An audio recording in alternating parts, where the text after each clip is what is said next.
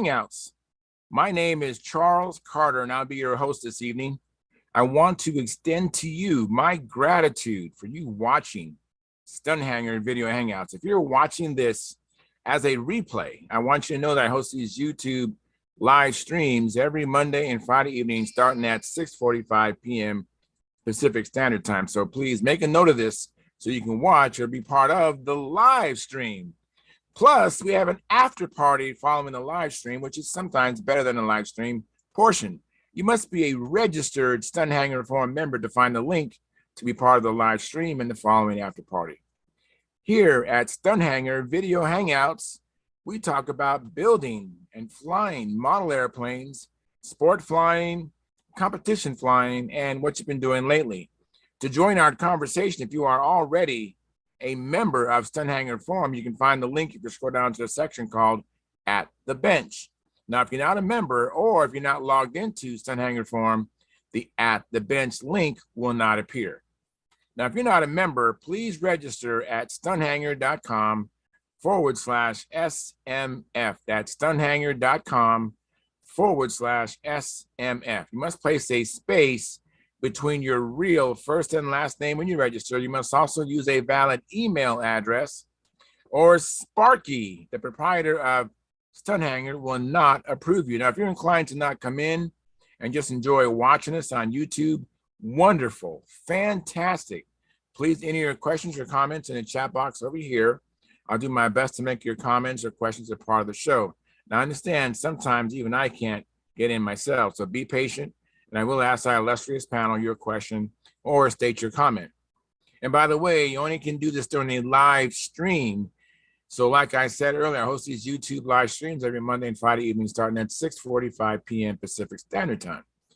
If you find the Stunthangar Video Hangouts that I host, or the many building videos that Sparky does, Saturday at John's, I know that's going to be I'm not so frequent anymore, but the repairs, I've been enjoying his repaired videos.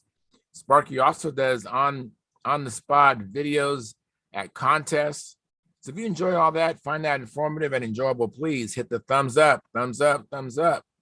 Subscribe and share the videos. Comments also help the Stunthangar YouTube channel grow. Please consider joining Stunthangar's YouTube channel memberships, which start at just $4.99 a month, which is less than 17 cents a day. And by the way, I'm a member myself. I have the $4.99 come out of my own checking account, and I don't have to do that. I do that to not be a hypocrite. I'm asking you something to do. I do it myself. I support the hobby, and I'm doing this this live stream as well. So please support the hobby. Like, it's like going to Starbucks and buying one of their lattes, once a month. I mean, $4.99. That's not a whole lot of money, and you get so much out of it. And you get these shows, and we have people who know how to do this hobby. I mean, we have people who won world championships, national championships, and even on different continents. So great value. I just can't emphasize it enough. Now, if you don't want to do the subscription, you can do the super chat, which is located over here below the chat box, and you can donate any amount you like. But you need to come in during a live stream. So come in during the live stream, which is Monday and Friday evenings, 6:45 p.m. Pacific Standard Time. Come in that time and make a donation. And if it's not convenient for you to stick around, come back and watch the replay. Okay. Now I want you to know that this is Sparky's YouTube channel. So if you want to get in touch with me, go to my YouTube channel, which is called Flying Control Line Stunt. Like we do, we fly control line stunt. My channel is called Flying Control Line Stunt. And if you'll locate the 2019 AMA National Championship video, which is a video that Sparky filmed with this video camera of me flying his Junar XL. It was orange, and now it's white with orange trim. But check it out. See me do the stunt pattern. Excuse me. And, subscribe there, like there as well. It'd be greatly appreciated. I want to thank you for your past, your present, and future support. You are making it happen. Please keep the conversations family room friendly. In other words, please don't use words or do things you wouldn't say or do around your own children or grandchildren. And without any further ado, I'm now going to post a link at Stunthangar Forum and go ahead in there right now, or at now. So the link is posted. That's how you get into this Zoom meeting, is through the Stunthangar Forum website. It's stunthangar.com/SMF. You have to be a member, though, to see the link. The link is going to be posted under At the Bench with today's date. Yeah, you can get in the channel and not be a member, but you can't see everything, in other words. All right, so register using your first and last real name, all right, and a space between your first and last name, and a valid and real email address, and Sparky will get around to approving you, and then you'll see the At the Bench link and be able to come into the after party. Anyways, I'm going to head over to the Stunthangar Forum. I'm having a little bit of issue with I suspect it's my computer, so bear with me. It's something I guess I really got to address. I don't know what I got to do with this computer. So anyways, let me head over to the what I call the control panel, and I'm heading there now. And, yeah, see, I can see the stream, and I see that it's buffering and stopping. I'm freezing. Got to get after that. Let's see here, but hopefully it'll still work even with that.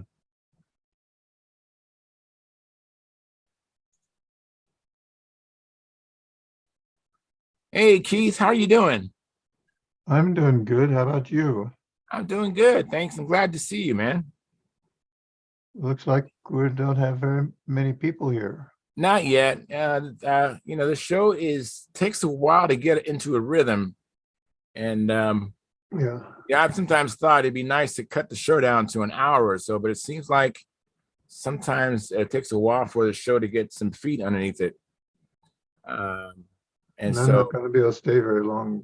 okay, well, hey, I appreciate you coming in. You're the first one, and that helps me from not having to do a dog and pony show, waiting for people to come in. So I appreciate everybody who comes in early to help me out. Keep my company until we start cooking with gas and oil there.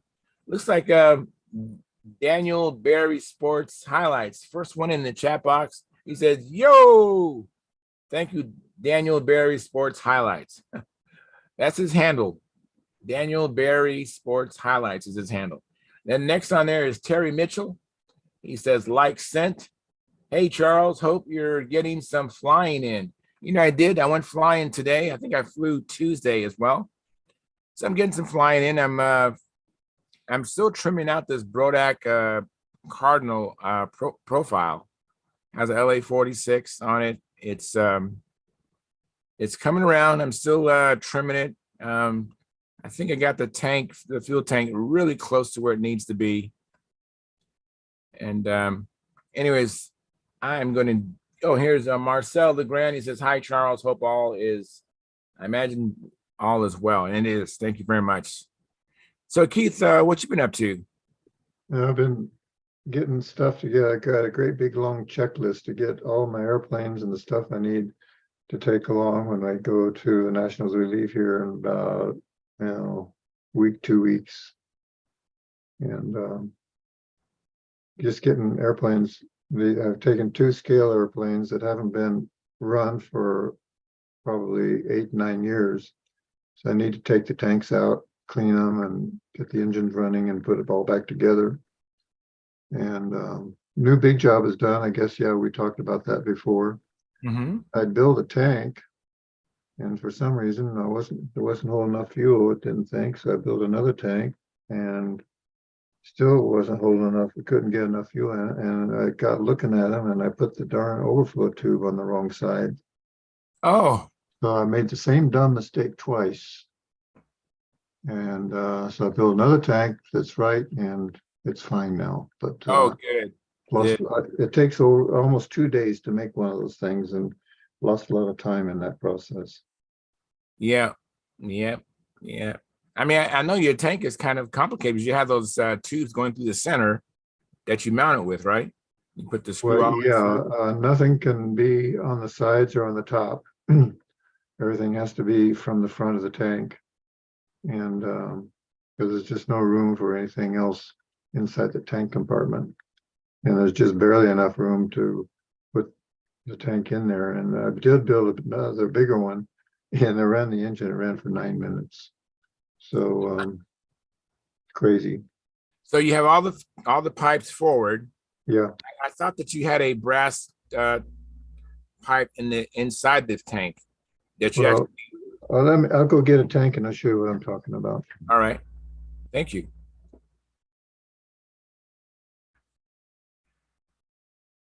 All right. So it looks like we have 14 concurrent viewers and 9 likes.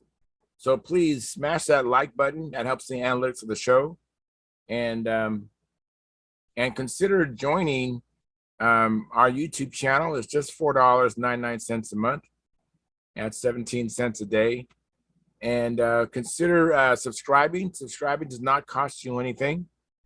And that helps the analytics of the show as well. Our goal is to get the channel so that it's a recommended view on your home feed. All right, so here you are, Keith. Yeah. Let's see. To make you big, I guess. Sure, I guess if there's 2 of us, I can't do that. Well, I can make myself big so I can see what I'm doing better. Dum. Well, While you're doing that, Marcel Legrand says, sorry, hope all is well. No problem, Marcel. I figured that's what you meant. And Gary Sinclair, who's also, he's the first one in the chat box that is a member of our YouTube channel. I can tell by the moniker next to his name. Plus, he's the monitor, one of the monitors. I know we have a couple other monitors on Stunthangar, and he's one of them. And he said, like provided, see you soon. Thank you, Gary. And then we have old control line pilot. That's Bob Whitley, and he's a member of our YouTube channel. And thank you very much for your support, Bob. And he says, like giving, hoping to join you Monday. Okay, we'll look forward to seeing you, Bob. Monday. Okay, and then Terry Mitchell says, flew a Brodak Profile Cardinal with LA 46 for years. Awesome airplane. Enjoyed. I am enjoying it. I'm actually I'm enjoying it. I'm just being very cautious. You know, I haven't done the full pattern yet. That's just kind of how I am. I approach it very cautiously, especially when right now I don't have very many planes I can fly. I have a lot of planes that need to be repaired or fixed or modified. So I got slim pickings right now. So if I hit the deck and break it, that's not gonna be a good situation. So I'm just being very careful. But it feels good. It feels like it's going to do well.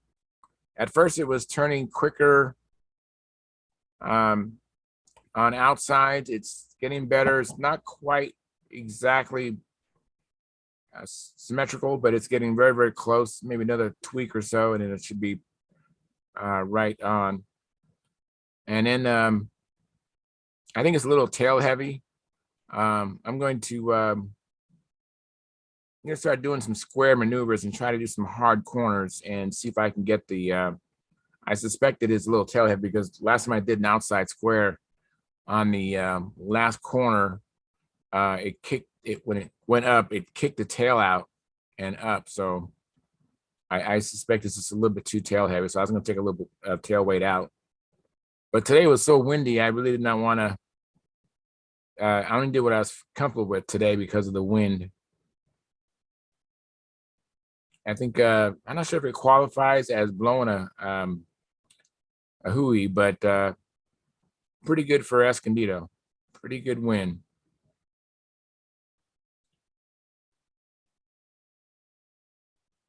So I see your camera is panning your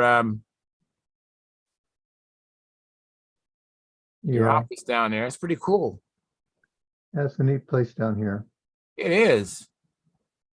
It really is. I wish I could show you. Maybe just a minute, let me try something here.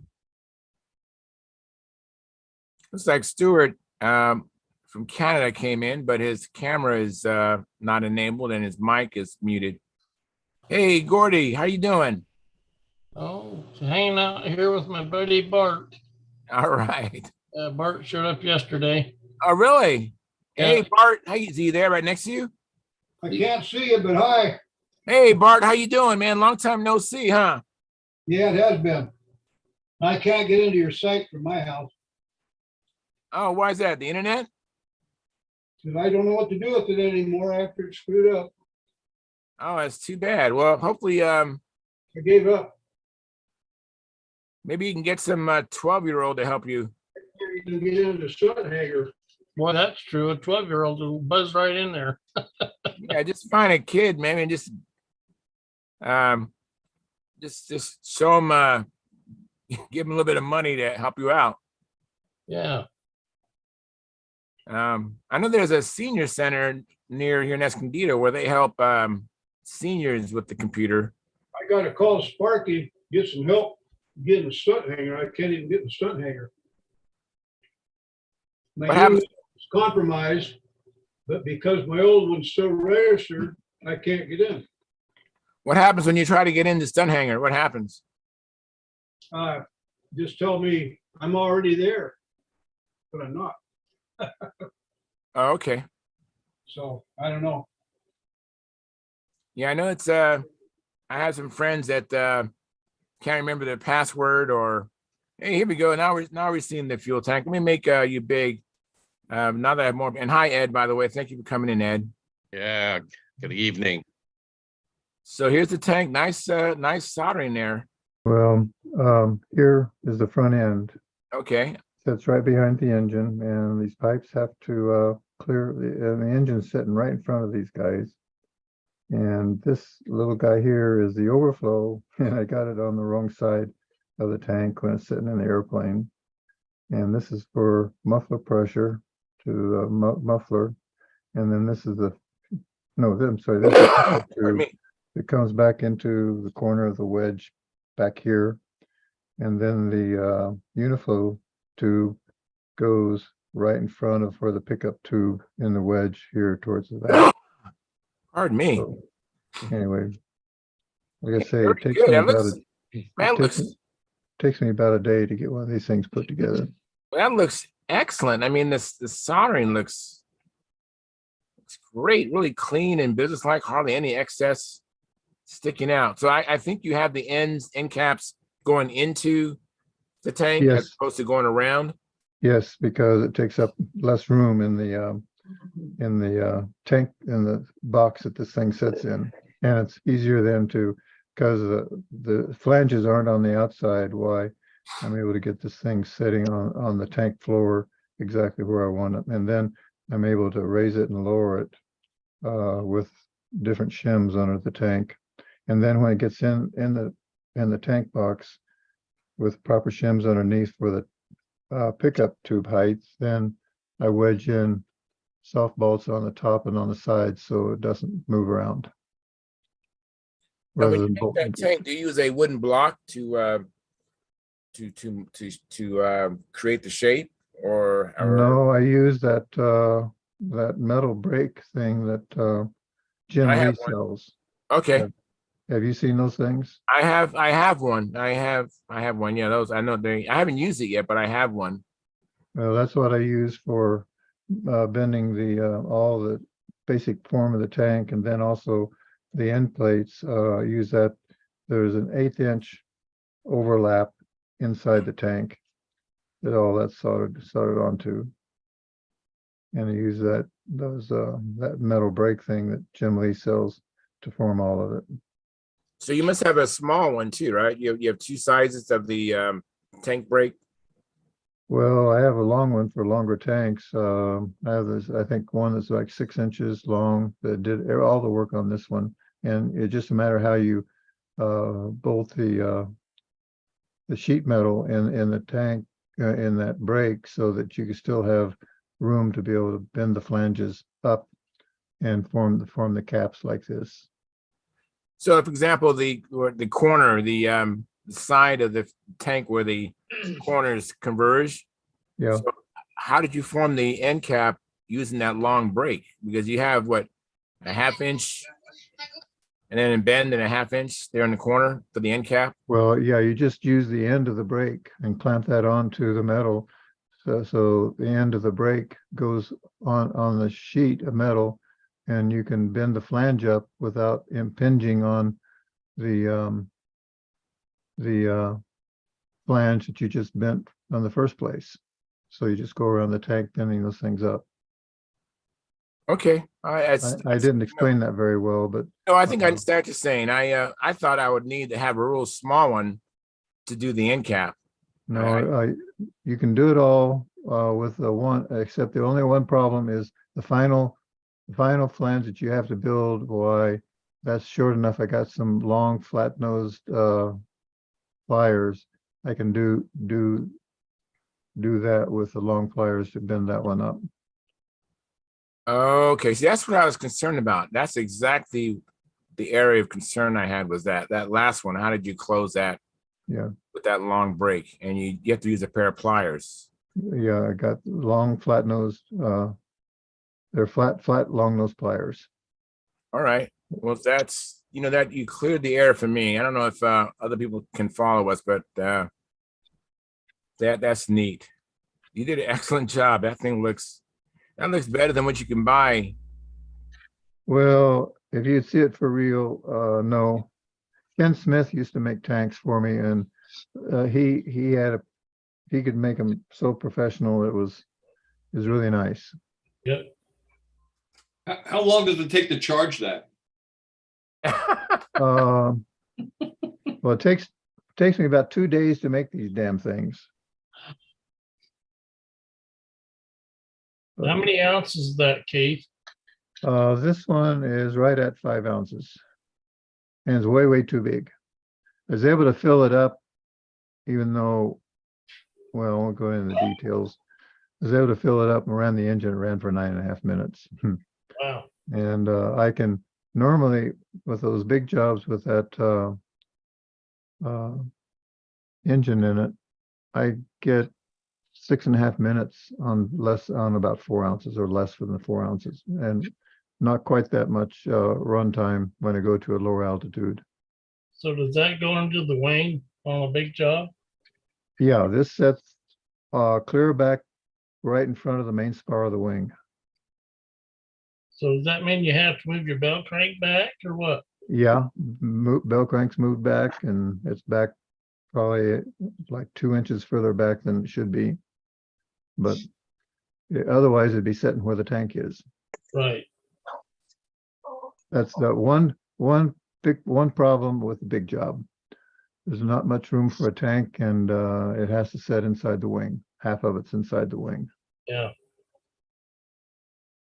Good job. Yeah, great job. Well, yeah, I'll show you the tanks I built for the Martin Baker. I'll go get those things. That's something else. Can you get the tank brake so maybe our audience understands what we're talking about? If we have that and the pliers. Yeah. Thank you, Keith. Let's see here. I'm not sure. I think Stuart Morris came in after Ed. Hey, Stuart, thanks for coming in. And I don't know who else came after that, but welcome, Tryan. Thank you for coming in, Tryan. And I see Bob Hunt. Thank you, Bob, for coming in. And John Miller. Thank you for coming in, John Miller. And Dennis Adamison. Thank you for coming in. So we have 9 people. And in the chat box, we have, let me see here, Marcel Legrand. He says, hi, Gordon. I'm just working on my Pathfinder twin. Oh, cool. So hopefully, Marcel, you could forward some pictures to John Miller of your progress on your twin. I know we enjoy seeing your work. Want to say hi to Bart? Hi, Bart. Hi, Bob. Hey, Bob? Hey, Gordy, who you got sitting in the room there with you? Yeah. He has Bart Kaplinski. The great Bart? The great Bart, yes. The guy that can That's fly 3 planes at one time. that's spelled with a B, not an F, right?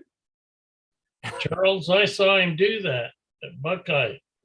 I really did it, Buckeye. Yeah. I missed when Disneyland. When I went to Disneyland, that whole thing was gone. I didn't even know about it till watch it on YouTube, and I was like, I must have missed it by a couple years the first time I went to Disneyland. Yeah, it only was in the first Tomorrowland that they had. I believe I saw him fly through it at Disneyland. Wow.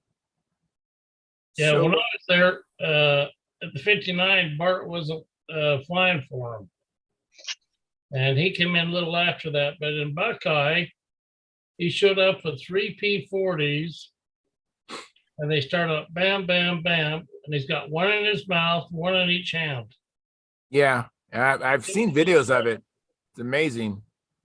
Let me let Keith Trossel, excuse me, Keith, show his demonstration on this. Is the fuel tank from the Martin Baker. So this one Yeah. has the pipes going through the Wow. middle.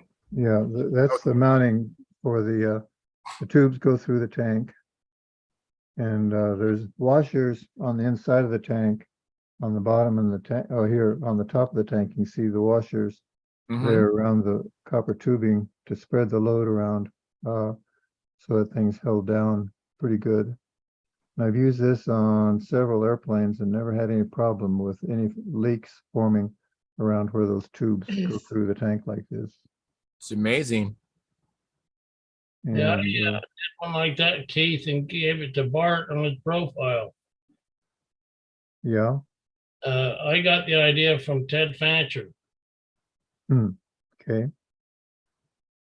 It's a kind of a problem getting those tubes soldered in there without squashing the tank down. So I have blocks inside the tank when those tubes are being soldered in place so that the top and bottom of the tank don't get squashed down when you're putting those Yeah. tubes and soldering those washers in place. So which one's your pickup? The pickup is the one that comes out the front here. Oh, okay. And then the little tube here on top, that's for the overflow. And then the one in the middle, that's the vent or, yeah, the vent for uniflow vent. Oh, okay. And so, What are the other two? For mounting? yeah, the holes are for the mounting. Just put a screw through them? That's a long bolt. Yeah. Uh-huh.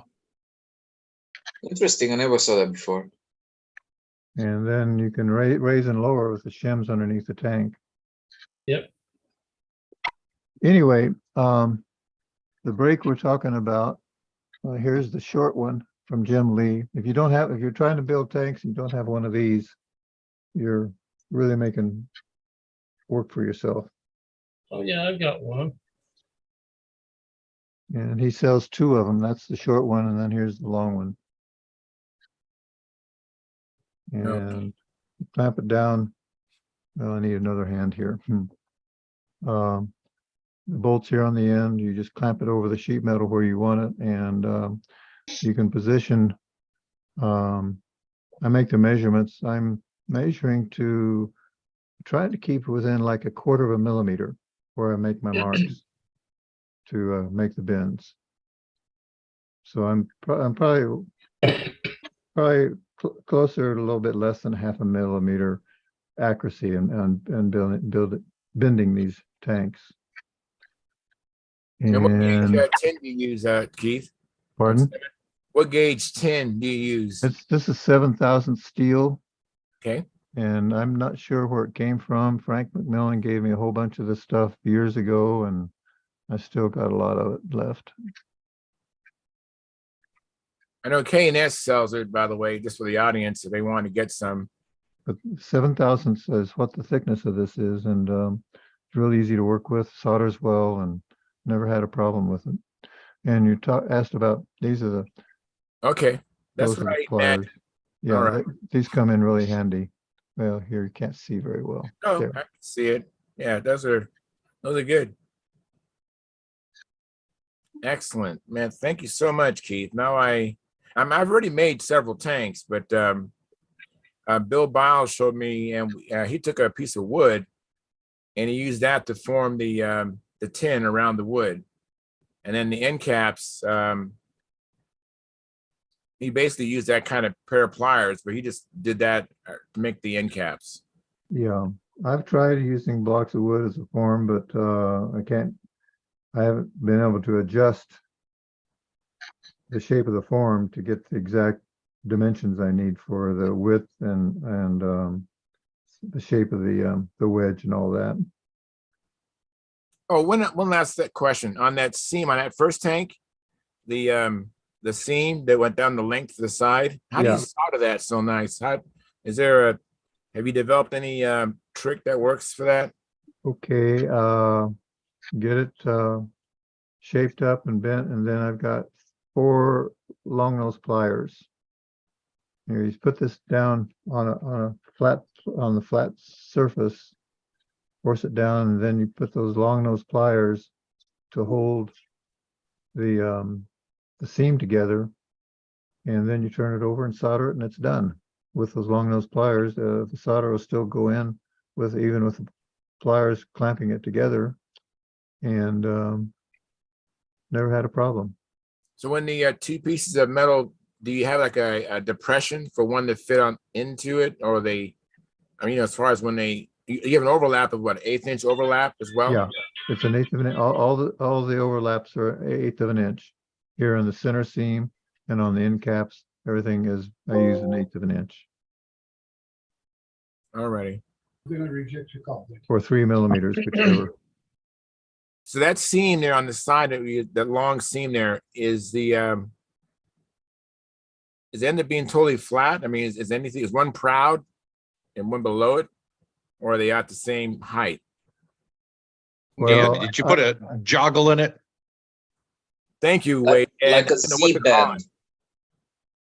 Yeah, you put a Z bend or something. No, it's just a straight L bend, and like I say, I clamp it together with long nose pliers, 2 flat long nose pliers Oh, on the you have ends. double L bend.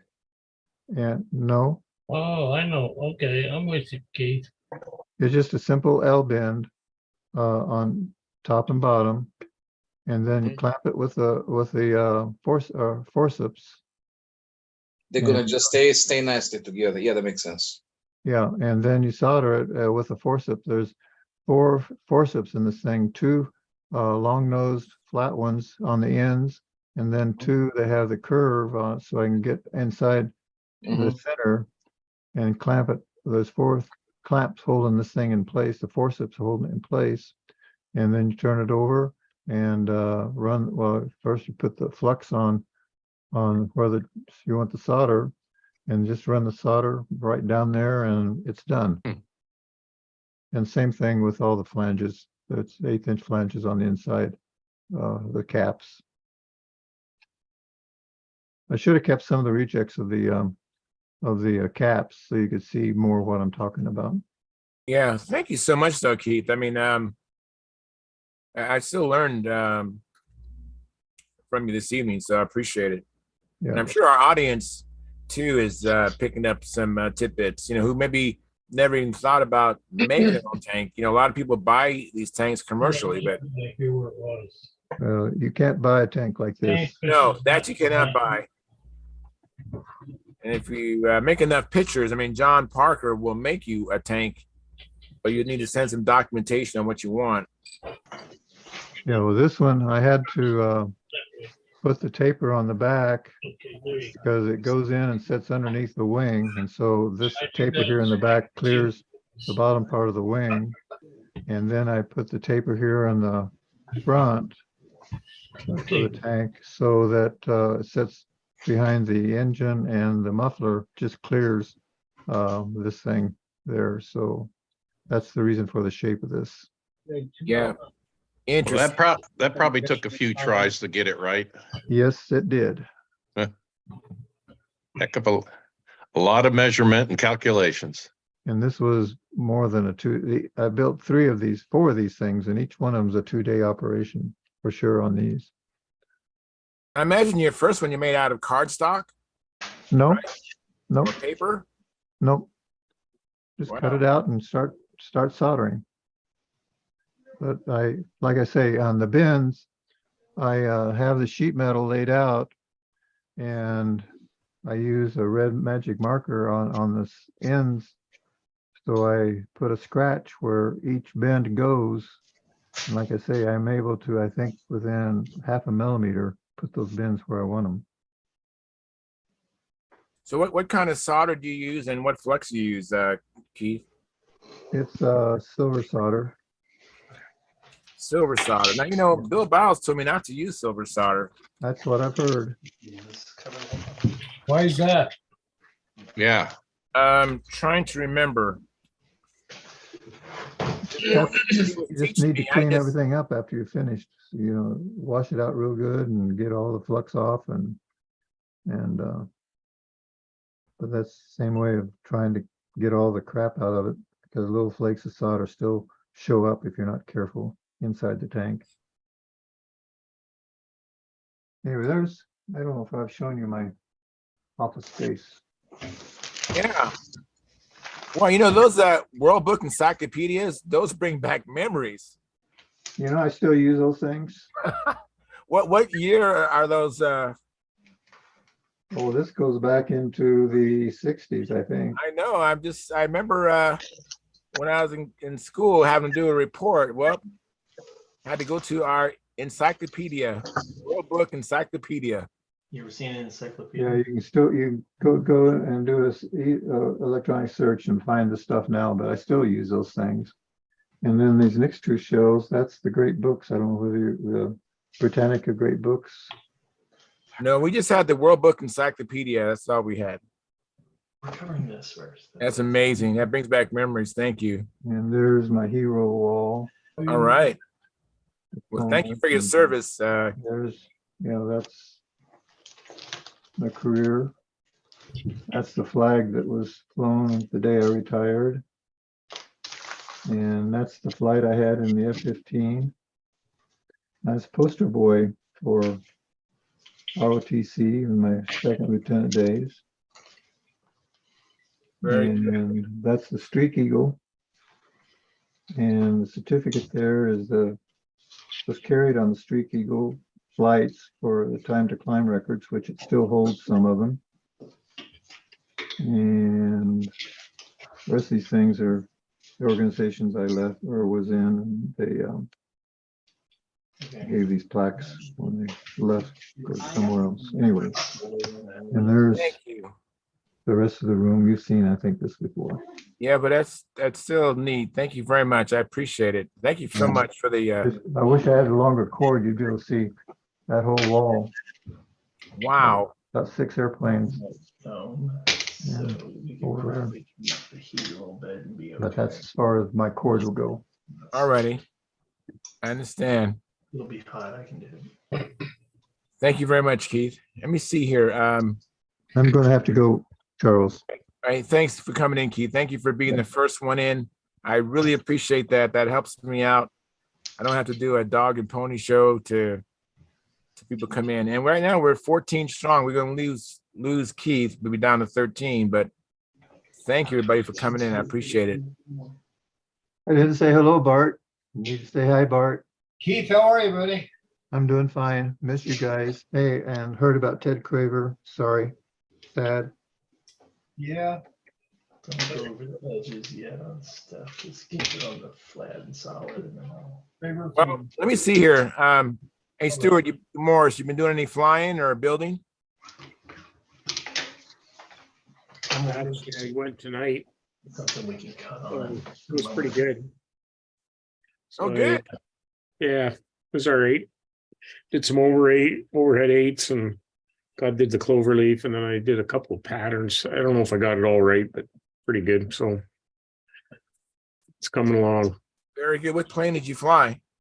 That was the combat one that Okay. and gave me the blue one. So Very, very good. Now we're talking. tomorrow tomorrow at the bean field, they're gonna have the combat, high-speed combat ones. He's got the weekend planned for some guys that are coming down, so competition. Very So, cool. that'll be fun. Well, let me see here. Since last time I welcome people in, I see that Steve and Ruben McBride came in. Hey guys, thanks for coming in. Appreciate it. How you guys doing? Very good. Thank you. I'm doing very good. Good. And then Mark Wise came in. Thank you, Mark. Thank you for coming in. And then I'm not sure the order, but Jonathan Caradas, I see that you're with us. That's good. So you're representing New Zealand, right? Yeah. Right. And then Brendan and Angstrom are in the house. How you guys doing? Well, anybody want to step forward and go ahead and tell us what you've been up to, flying wise or building wise? He's got his sound, he's muted. Yeah. Hello. I have a question. What you building? You talking to me? Talking to us? Yep. What do we got here, Angstrom? Rugged stunt trainer.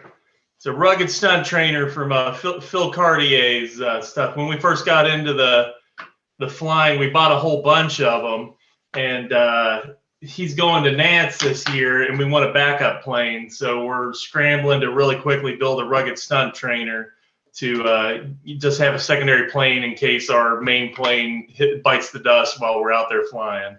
Yeah, that's been known to happen.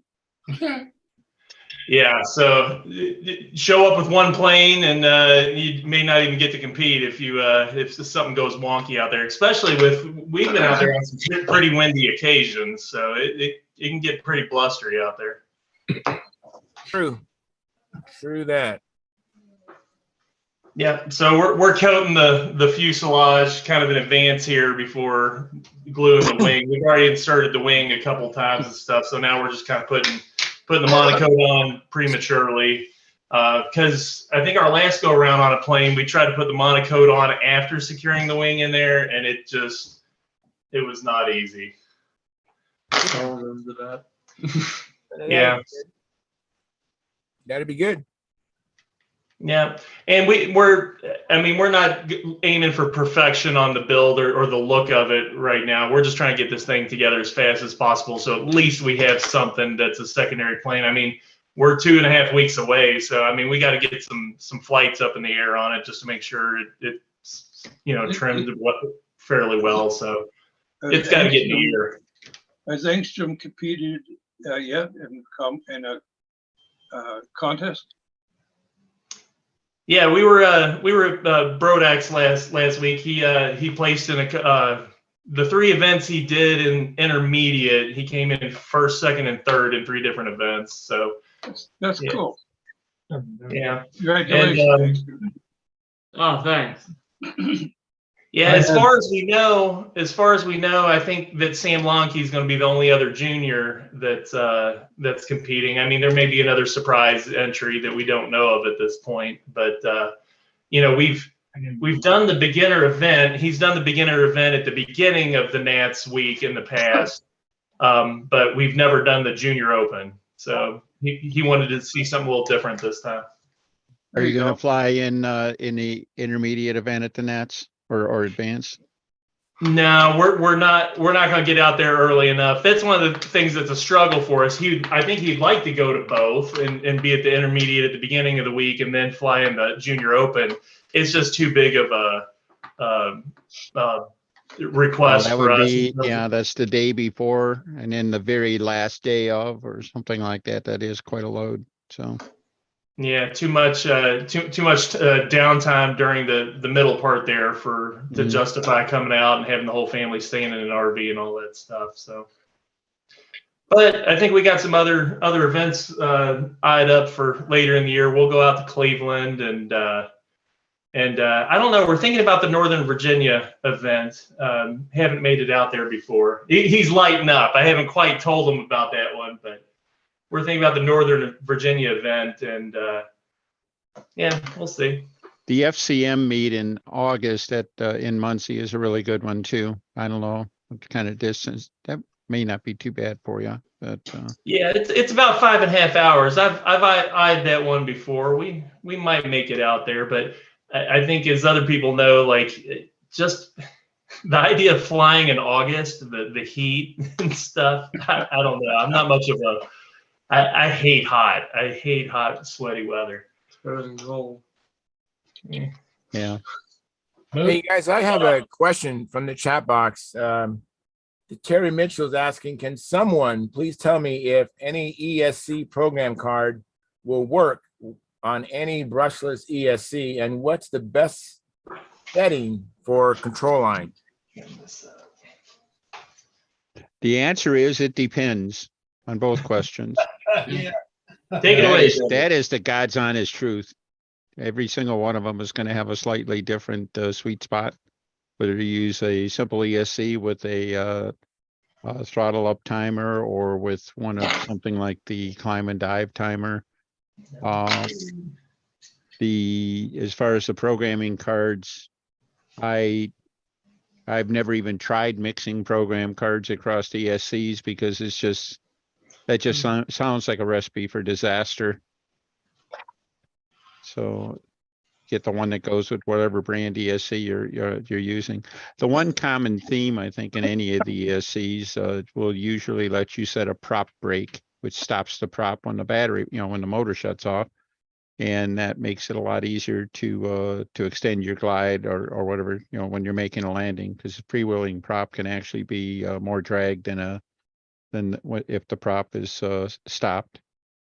So I wish there was that's not the answer he was looking for, but it is, I think, the right answer. They all have, they're all a little bit different. Terry Mitchell, do you have a particular ESC you're going to use, or you're not even sure yet?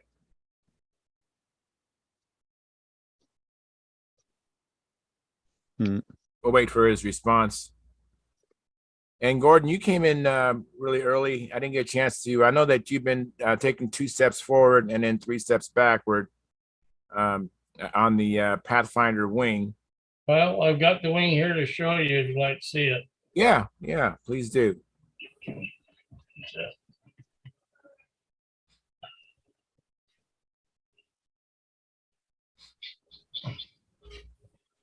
Well, there's the wing. Oh, nice. Terrific. I can't cover this area up yet until I get my flat done so I can get my horn at the right angle. Right. I thought it was a little heavy, so I started drilling the holes everywhere. What does it weigh? It's 10 ounces. That's about normal. Well, the last one was 8. Yeah, you had some Bob Huntswood. Well, what had happened is these spars, I realized, weren't balsa, they're spruce. Oh. And they were spars I used to use in my combat planes. And somehow I thought they were balsa at the time and realized they're spruce spars. The wing is extremely stiff. No kidding. Plus, I got the shear web in there too. Absolutely, that's great. On the trailing edge and under the spars. But John, the way you're here, you know how the wingtip ends here? Yeah. Why don't you extend that out so it's part of the tab? That way, when you glue balsa to it, it'll be straight. Then you'll have a tendency for this to tilt one way or the other. All right. So bring it out to the width of the flap at the end there. Yeah, it'll still be a tab, but the wingtip will be part of that tab, and just glue wood on top and bottom. What about making that angle a little softer with a little curve in it? What angle? The wingtip.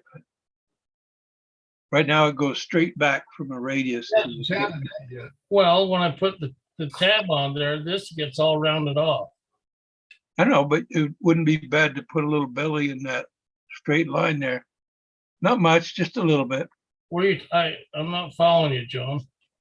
I'm trying to make the tips, instead of having that radical rake in it, make them a little softer. It's kind of like what this way? What was done on the Pathfinder LE. Well, all we did on that was made a bigger radius. Well, we also made a radius going from the back to the front curve so it really it's not a lot. It's just softens up the silhouette a little bit. Well, I kind of like it the way it is, John. It's your plane. Yeah. I The kind idea of that tab is that the grain is running forward and backward. And then when you put the pieces on either side, the grain's running the opposite way and it locks everything in so it doesn't work. Yep. yeah, Hey, that- John, ultimately you have the CAD machine, right? Yeah. Yeah. Okay. But if I do it my way, I hear it from Gordon for the next 20 years. If I live that long. Well, at least he won't, at least he won't leave you alone that way. So At least you'll have 20 keep years. hearing from him. He's a buddy of mine. Okay. We go along with each other. Yeah, when he did the Tony drawings for me, I was standing on his back. John, you can't do that. You can't do that. I thought, no, it's not your design, it's mine. We're not going to do that. But Geez. he put up with me getting on him. So he's a pretty jolly good fellow, old John. Well, Gordon, when they were resodding your front lawn, were you outside yelling "green side up, green side up" or something? Oh, Very good. maybe not that far, huh? Okay. Yeah. A lawn for a while. You know, Yeah. Gordon, when I was looking at your wing, Gordon, I haven't seen the center section. You have those two ribs that are very close together. Yeah, that's where the I have not seen that before on a profile wing. That's first time I've seen that. I do that so the fuselage has more support there in the center section. It Well, it probably makes sense. doesn't need it, but I started doing it when I started building profiles, so I just keep on doing it. Yeah, I think it's a real good idea. I like that. And I thought, I go, well, that's really neat. I've never seen that before. No, it's a great idea. Mhm. Plus, those are 1/8" ribs. I'm sorry, do you mind showing that again so our audience knows what I'm talking about? Because people might not have, it might just went right over their head. They don't even know what I'm talking about. We'll have it in a second. I'm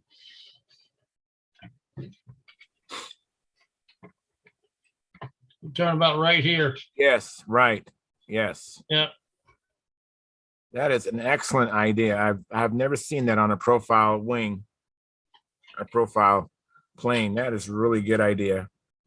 This is one of those bell cranks with the balsa in between.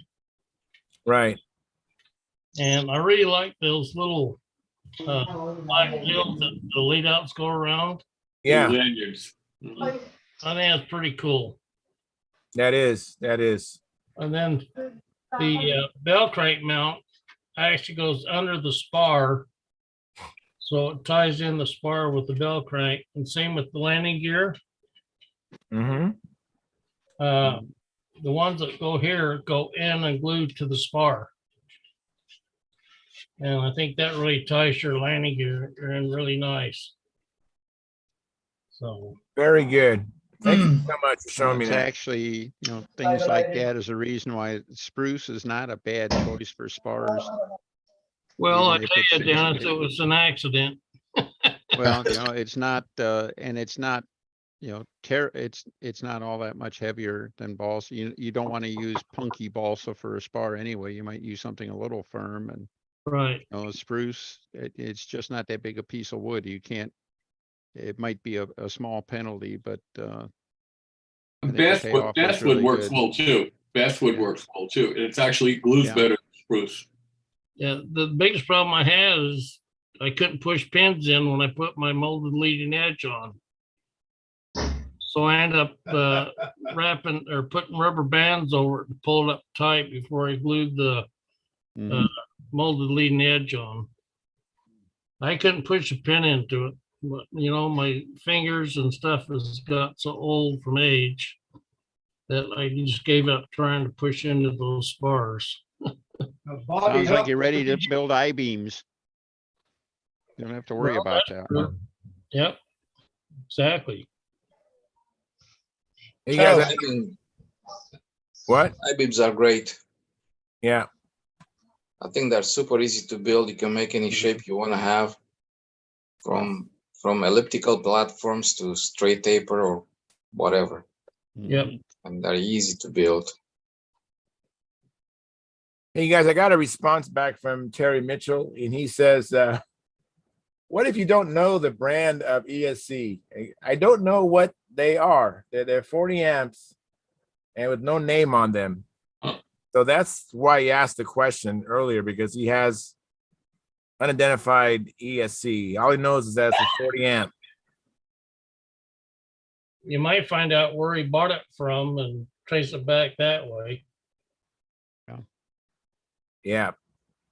Yeah, that's it's an interesting problem you have, or challenge, Terry. Sorry about that.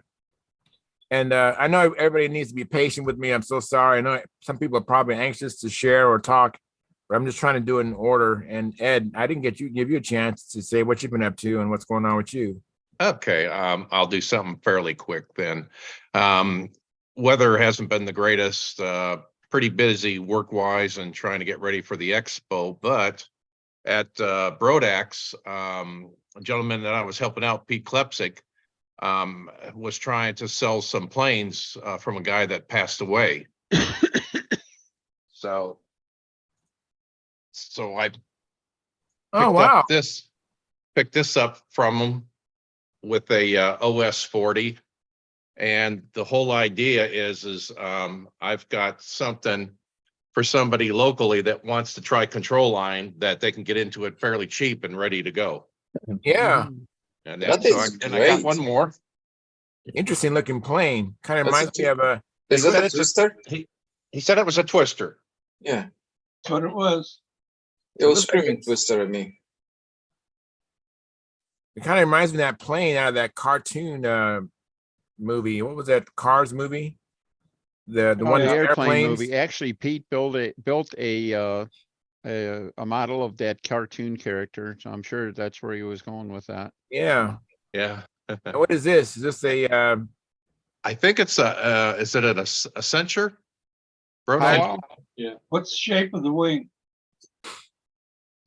Okay, the Accenter is a super powwow, which is the powwow that's a little bit bigger. It's actually designed. I believe, What by I did was Pete. look at the tail elevator. It's got counterbalance where they're Right. normally straight, and there's only one plane in the Brodac magazine that has that.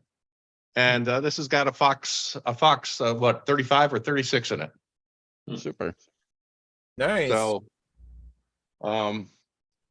picked them up, and hopefully I've already got the twister sold to a Pampa member. Go Super. Pampa.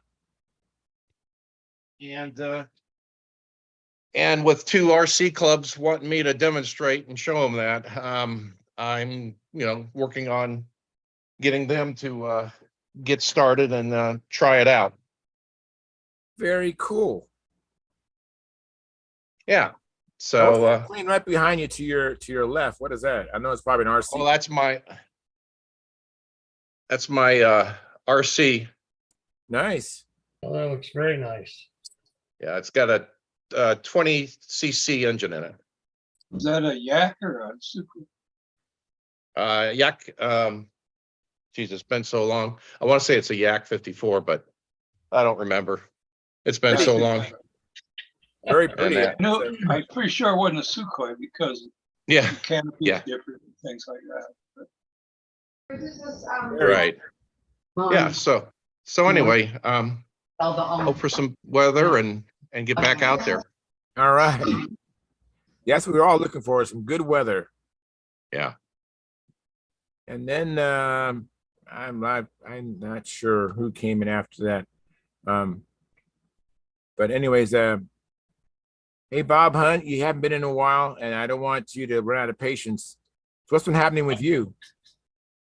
Just I judged at a Brodax, and while I was out there, I picked up a twin that I had built several years ago.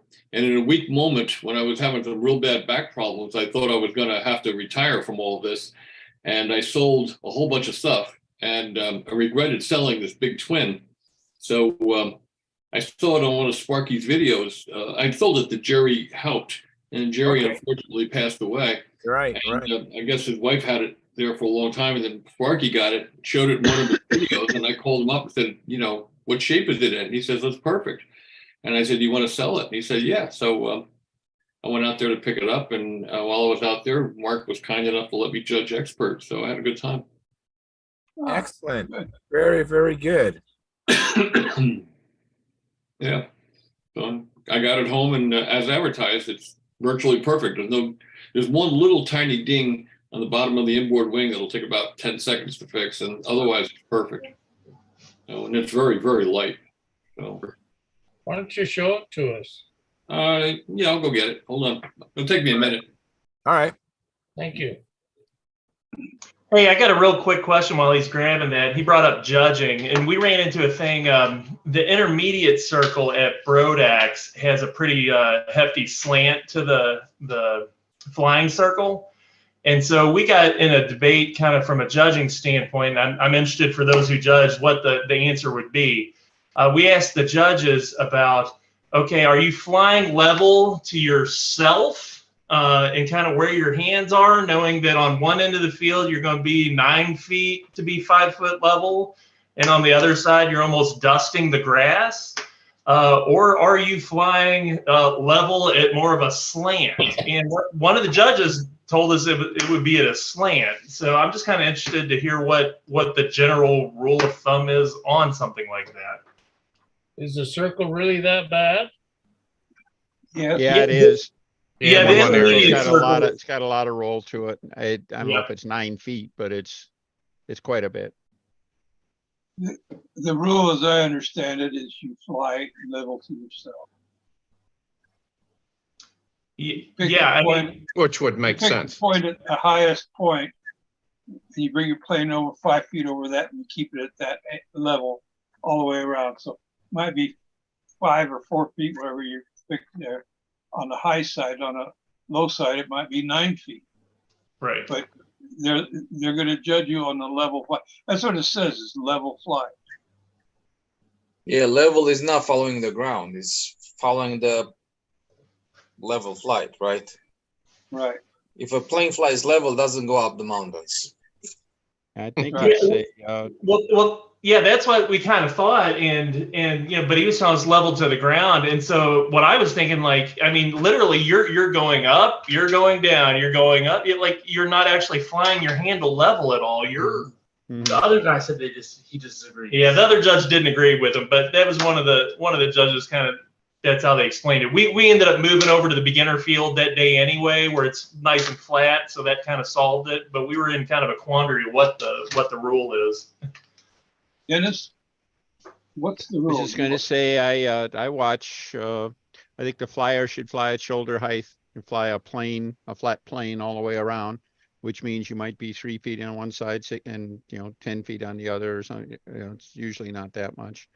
Right. But that's the only thing that from a judging perspective, you can see that the flyer is still at the center of that plane, and you can see that whether it's a horizontal circle, relative to where how the pilot is standing.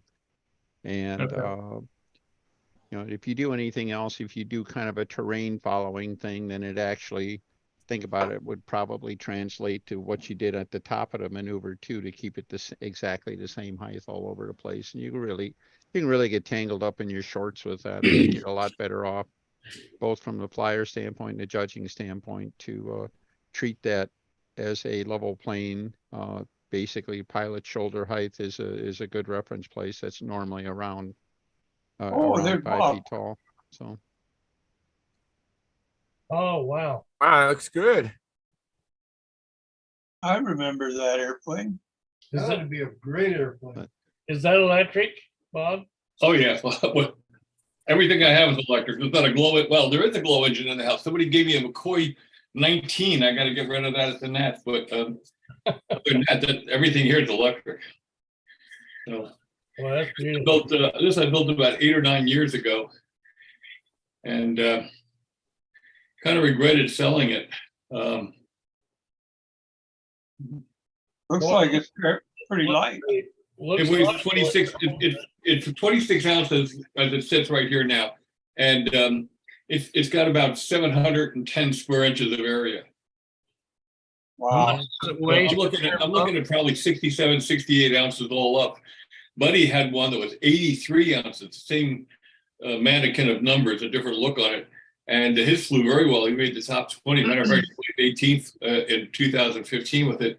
Then this one's going to be substantially lighter and have all the modern, active timer system, better motors, better batteries, and everything. So So are you this is a fully sheeted built-up wing, and it's got a cup. If you can see the shape here is like a Mustang cup. Oh, cool. It's a double taper, and the trailing edge is also swept forward 3/4 of an inch. So. Now, are you gonna put a paint job on that or leave it the way it is? Hmm. Yeah. Oh, I'm just asking. Have you? No, no, it's got a paint job. Did you ever see the airplane, that Tucano that the American Air Force is flying called the Texan II? No, I'm not familiar with that. They bought the Brazilian. They had it built for them in Brazil, I guess. It's called the Texan II. And if you ever look it up on Google or Google it, it has a great paint scheme. I'm going to call it's red, white, and blue. And I'm going to call this the American Spirit. Nice looking airplane. Yeah, nice. And the whole nose comes off. What's the distance between the center lines of the motors? They're out about 7 inches from the center line, 7.5 inches from the center line. So you're not going to use a 14-inch prop. So 10-inch prop, two 10s. Yeah. Let's see if I get another glove. They'll be close, but not to worry. And then this is how the Oh, comes off. Nice. Whole nose comes off with it, Oh, that is nice. and then you can see inside the airplane. I don't know if you can see it or not, but there's tunnels. I'm surprised you ever sold it in the first place. Me too. If you look right in here, you can see little balsa wood tunnels that are set into the ribs, so that it put the wires out there, the wires to the ESC and the motor wires, without interfering with the bell crank swing, to prevent the wires from going back and hitting the bell crank. That's also why I put that cup in there, to get the wires further forward from the bell crank. So Good thinking. yeah, it's going to be a good one, I think. Buddy flew really well, even at 83 ounces. I mean, he put a lot of paint on his, and you said that'll be about 67 ounces? yeah, this will be about 67, 68 ounces, which is perfect. I mean, Oh, that'll be awesome. with much power, with that much power, it'll be fine. Oh, yeah. Is that going to be your 2024 Nats plane? I don't know. I mean, at this point, I'm not even sure I'm going to make the 23 Nats. I just entered, and then I found out one of my best friends I've known for 50 years, he's going into hospice care. He's dying, and if he passes before the Nats and he has his wake, I have to stay home, because I've known him for so long. We fly airplanes together, and he also play guitar together. And actually, we don't fly together, but we have done some building together. He was on our world free flight team many years back, and also the national free flight champion. His name is David Rounceville. If any of you ever heard of him, had an airplane called the Excelsior. Oh, Was yeah. his design. And I've known Dave for better than 50 years, and really good friend. And I just Sorry to found hear out that. in my life that he's Yeah. coming home from the hospital into hospice care. Yeah, I'm sorry to hear that, Bob. Wow. In my prayers, and you are too. Thank you. I appreciate it. I really do appreciate prayers. I pray for him every morning. And his wife, Terry, she needs prayers too. So All right. anyway. Well, I think John Miller came in pretty soon, or closer than Bob came in. So what's been happening with you, John Miller? You've been doing any designing? I've been sick for 2 weeks, Oh, sorry. and that's why I missed last Monday. It was weird. It was a strange thing. When they amputated that finger there, Mm-hmm. I wound up with MRSA. Now I'd had MRSA before when I was in the hospital. So they say it stays in your body and it comes back if there's enough stress on your body. And apparently it did. And so that was one of the reasons they had to amputate. They couldn't do anything about fixing the dead part. So anyway, lo and behold, I cut myself on opening a can of beef stew, the pop top can. I got it in there, opened it, and cut right across above the fingernail. Oh, Guess what happened? MRSA came back. oh man. And so I wound up going to the emergency room, and they checked me out. And, yeah, you got MRSA, yeah. So they loaded me up on antibiotics and probiotics and nausea medicine because I was sick to my stomach all the time. I couldn't sleep at night. I went 2 nights with 3 hours of sleep total. It was just, it was, and so the trouble was I got a little bit better.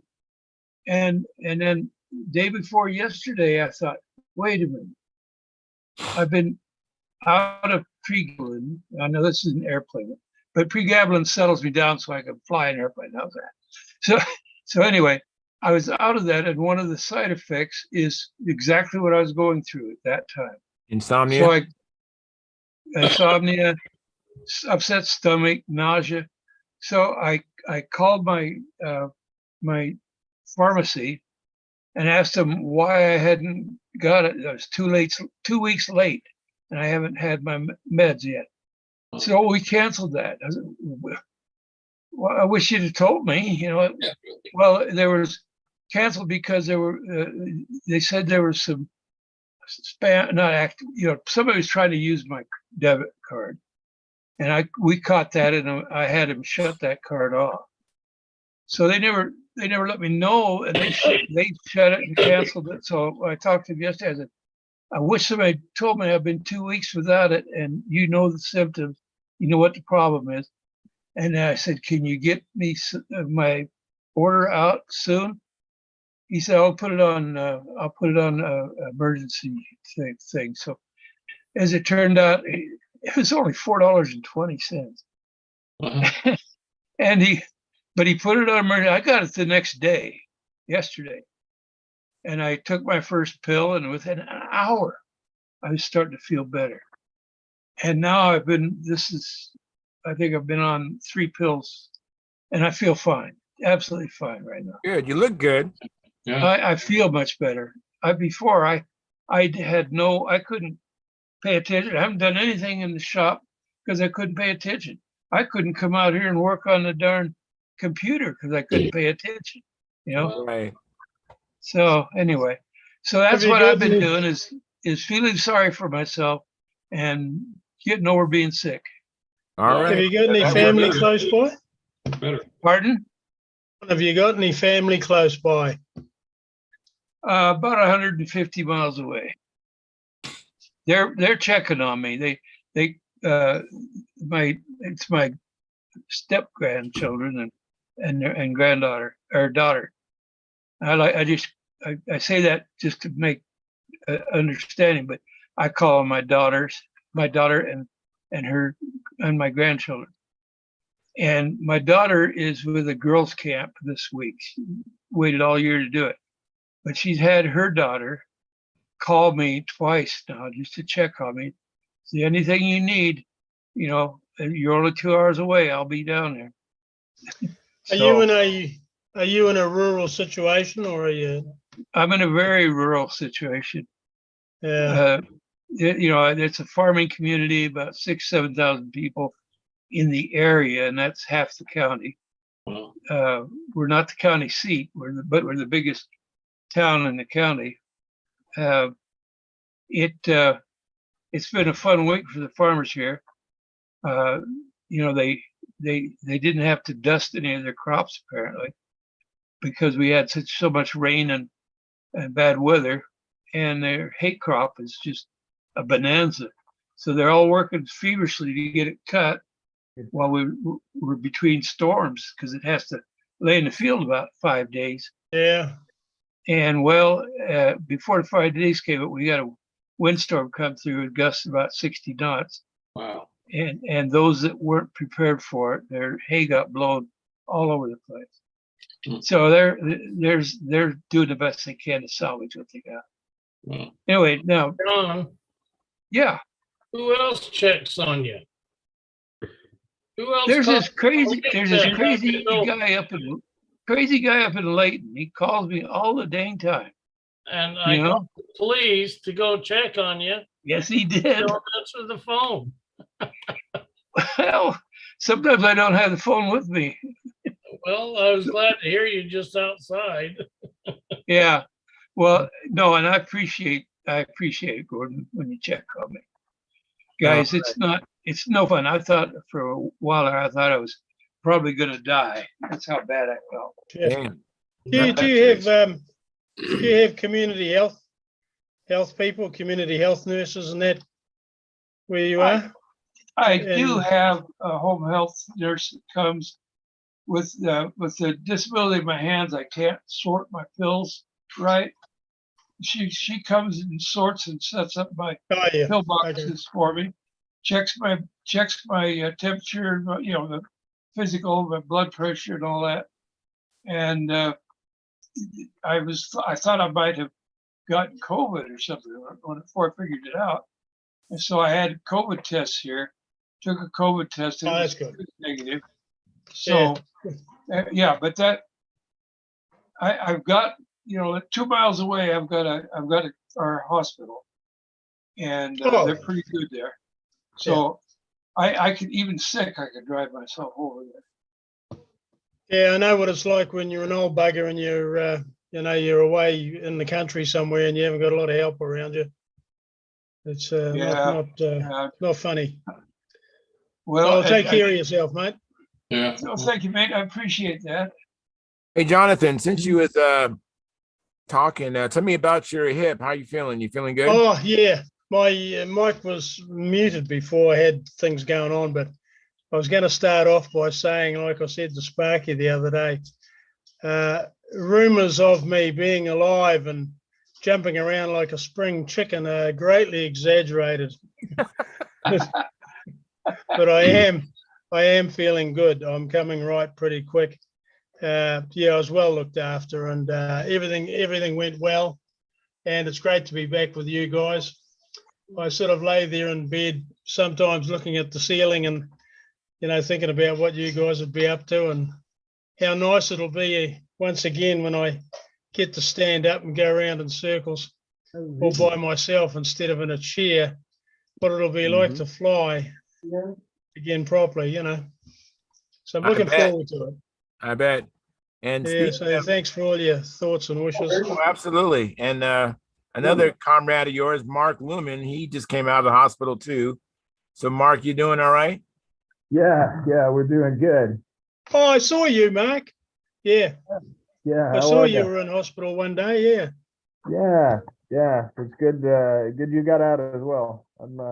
Yeah, I think you and I were both in around about the same time. Yeah, I think so. Well, it might have been the same surgeon. I don't know. He had long arms if it was. Very long arms. Yeah. My guy was South African. What was yours? I think he was from Namibia. No, he was not far away. But yeah, recovery's going well. It's just rather sore. Yeah. And I got somebody here that wants to say something. All right. Hi. Hey, how's it going? Hi. Good. Yeah, there's a surprise coming your way pretty soon. Yeah. Oh. It's not from me, it's from Mike Lonke. Maybe Mike and Sam Lonke, maybe. Oh. We may know them. I don't know. Probably. Yeah. You want to tell them what you've done? So what I've done is I have flied a solo. Really? Hey. Fantastic. Wow, congrats. Yeah, way to go. Yes, all right. Yeah, and there is, well, I won't do the video because it's long and boring, but yeah. There you go. Oh, that look is at so that. cool. Look at that. Now, is that a hard hat he's wearing? No, that's his fishing hat. Yeah. Okay. Oh, look at this, Sean. You gotta wear the fishing hat when you're flying. Yeah. Very cool. Congratulations. That's awesome. Yeah. Is that one of his grandpa's designs? No, well, it was a modified Acromaster, so a little bit. We took an Acromaster and you know, juiced it up a little bit bigger tail, and you know, very smooth. Yeah. Worked well. And what kind of engine do you have on that thing? An NF 15.3. Okay. Yeah. Very cool. Very cool. That's great. Yeah, the Congratulations. fun. And how old are Good job, you? buddy. 10. Say it again. 10. 10. Wow, that's great. Oh, that's fantastic. He takes care of that in you. He'll be able to give it to his grandchild. That's really true. Yeah. We spent some time on the bench with it. We broke it in quite well. So yeah. It's gonna do well. Yeah. That's And, great. and like I was telling Dennis, somebody else popped up here. I don't know who this. Some other kid walked in. We picked him up. Oh, wow. What's up, Sam? How you doing? Hey, Sam. And Mike Oh, Wonky. wow. All right. Hey, look at that. Yeah. Party. And Mark, you got to lock your doors or something. I don't know. Yeah, but So free food.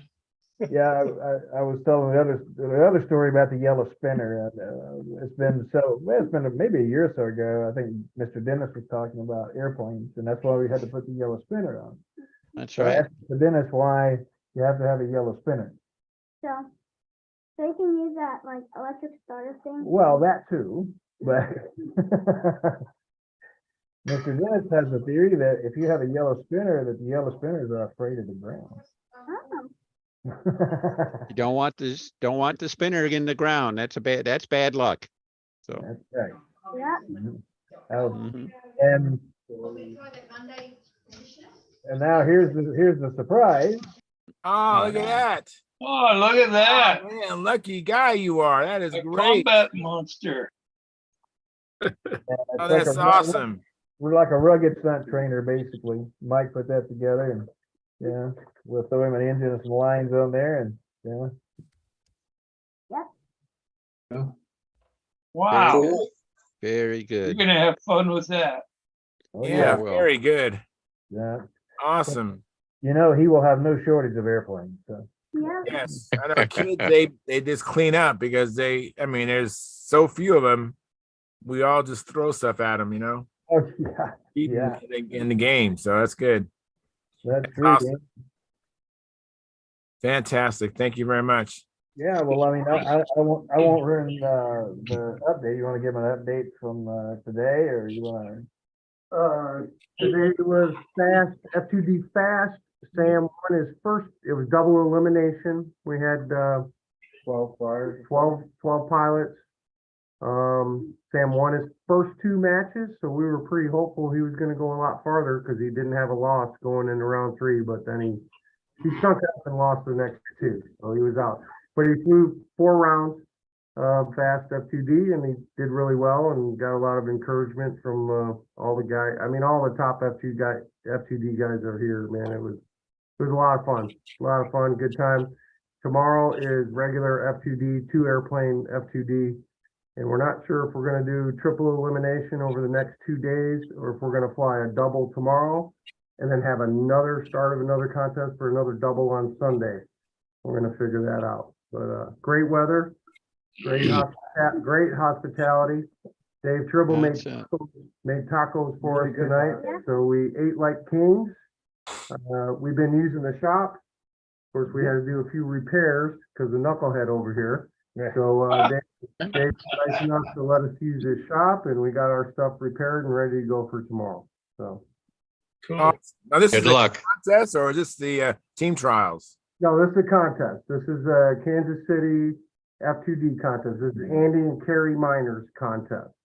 But the Mears are here from Texas.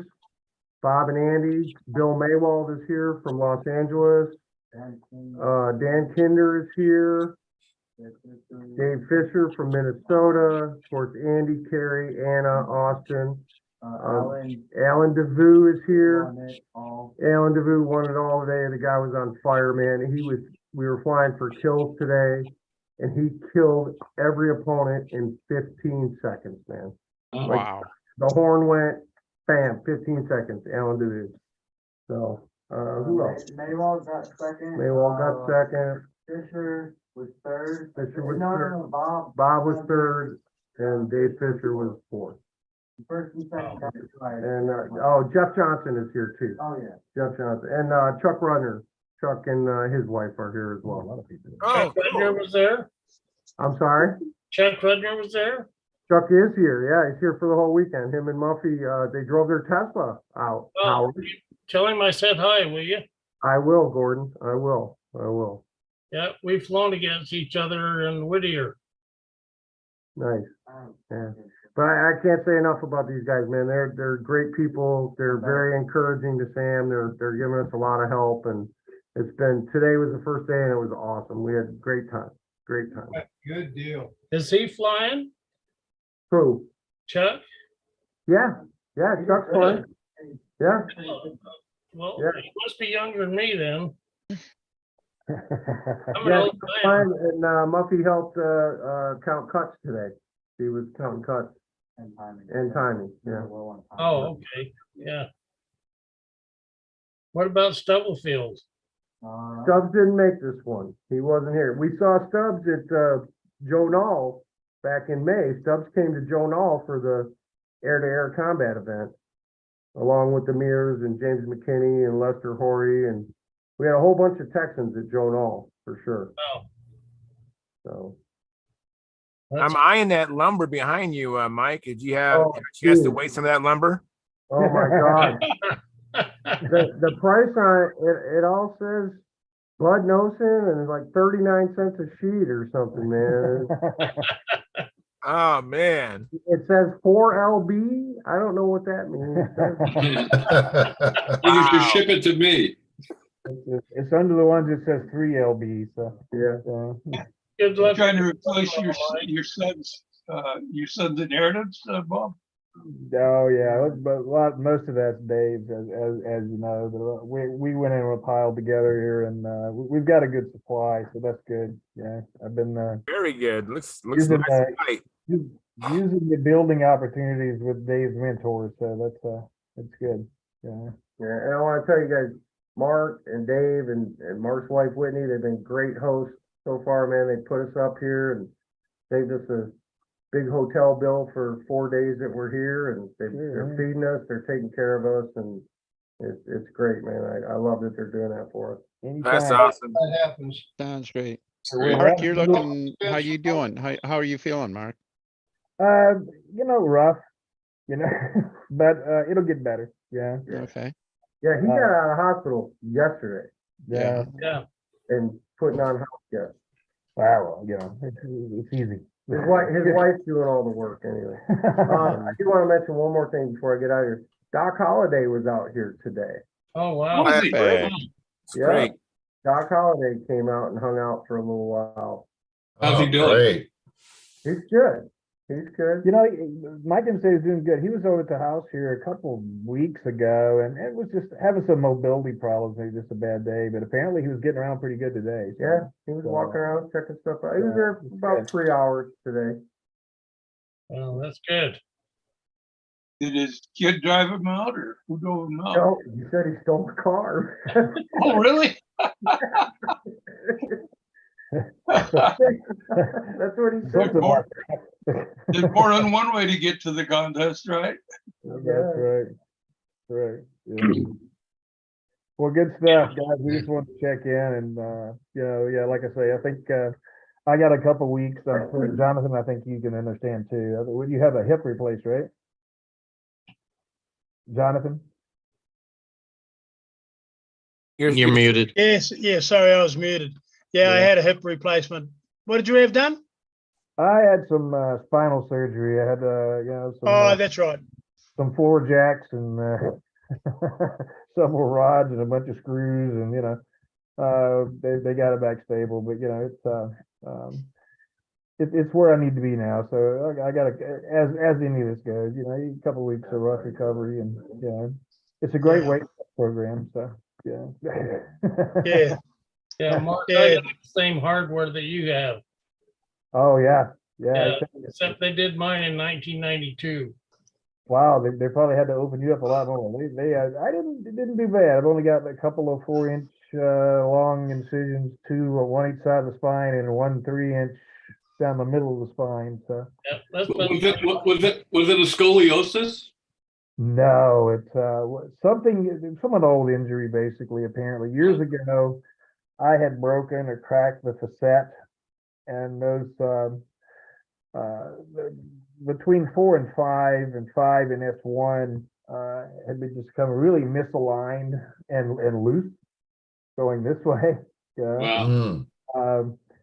And that was the only way for them to get it back stable. The disc space was still good, but what they did is they put in, he called it a floor jack, but it's a device they put in between the vertebrae, and they take an Allen head screw and they screw it and they jack it up, and then they screw 2 rods over the top of that. I've got 2 of the jacks with 2 long rods between 4, 5, 5, and S1. So, Yeah, I'm gonna have to go through that. I got a scoliosis, and I'm gonna have to have that worked on.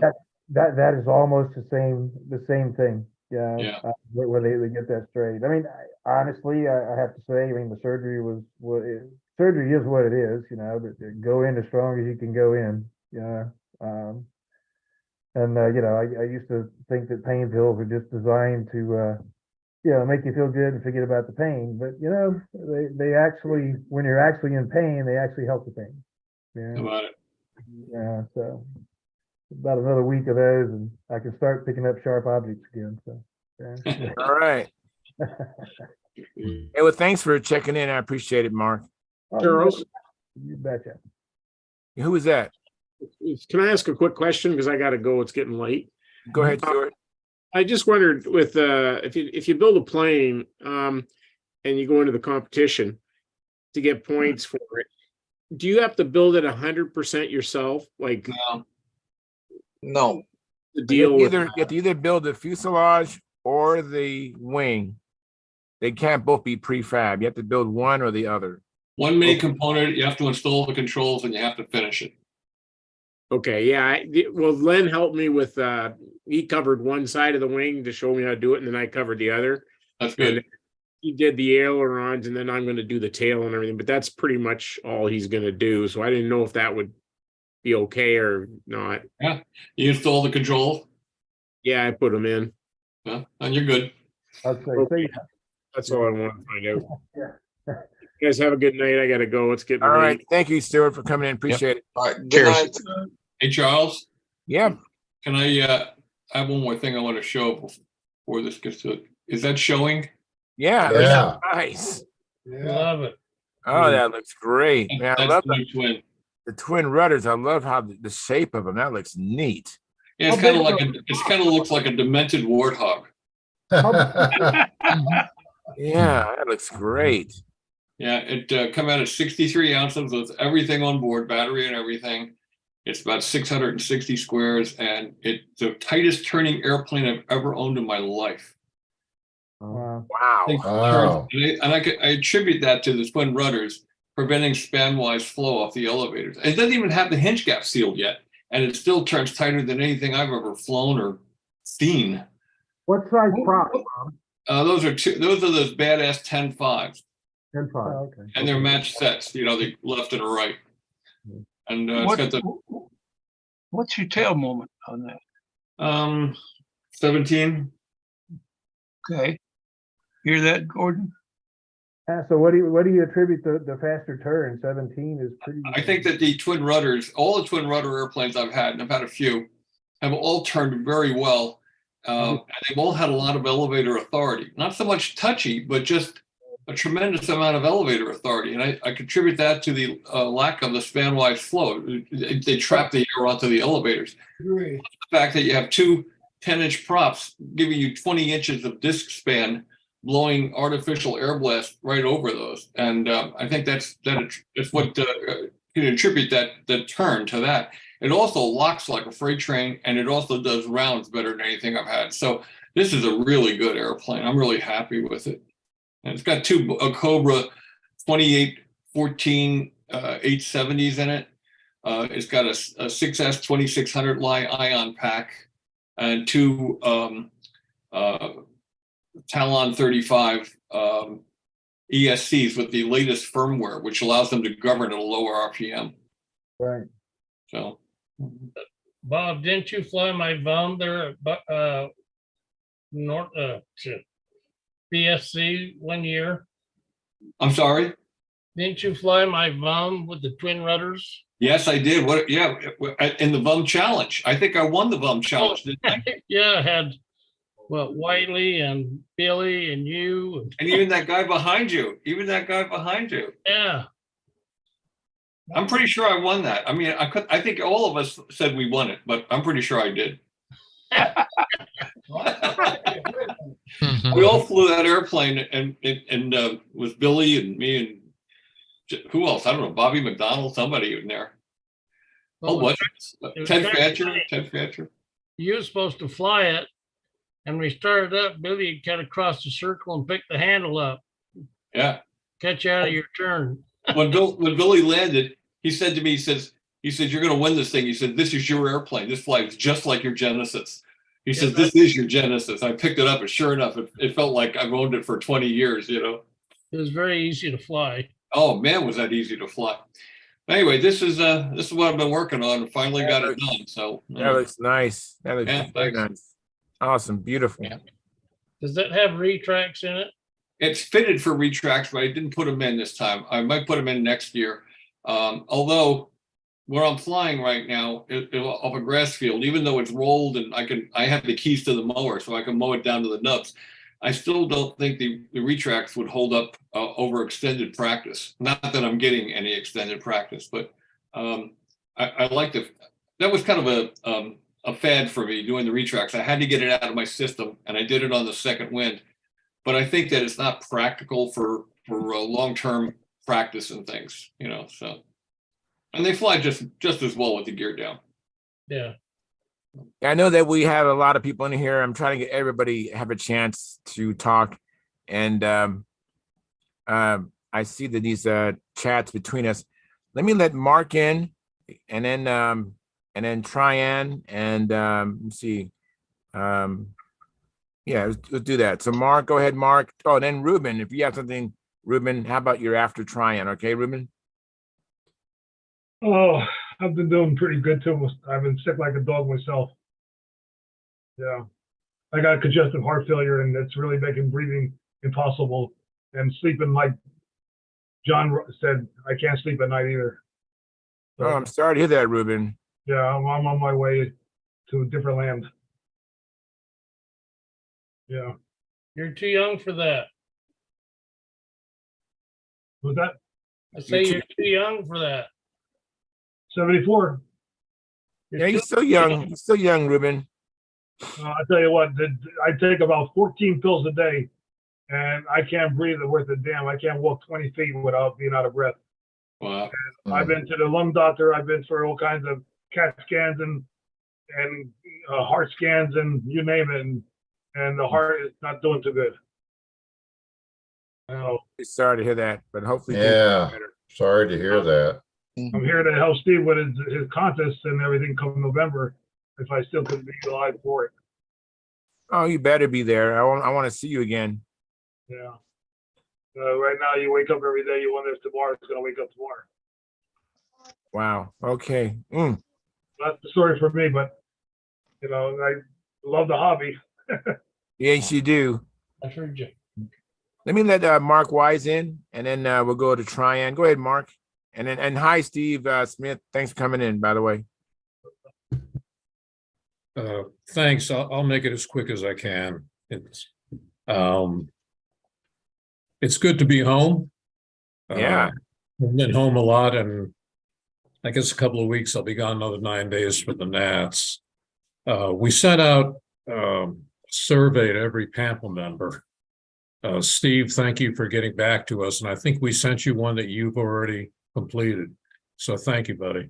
Yeah, We have a bunch of committees working at Pampa to get everything as right as we can get it. And we need feedback from the field. So I've said this since I've taken over, that Pampa's running kind of upside down. Decisions are made at the top, but they really should be input from the bottom. So I think what impressed me the most, other than the returns have been, we got a much higher percentage than we thought we would. The initial run looked like we had 285 members. We already had close to 100 responses. That's a pretty good number. Yeah.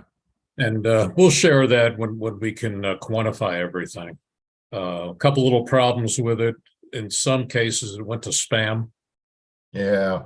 And in some cases, well, it came from SurveyMonkey, and some people got that and maybe had some thoughts about should they participate in that. Yes. So we meant to send out an email to everyone. It fell between the cracks. There's a group of us that's just putting in an awful lot of hours, and those things can happen. Let me see what else. I have nothing medical to report. I'm sorry.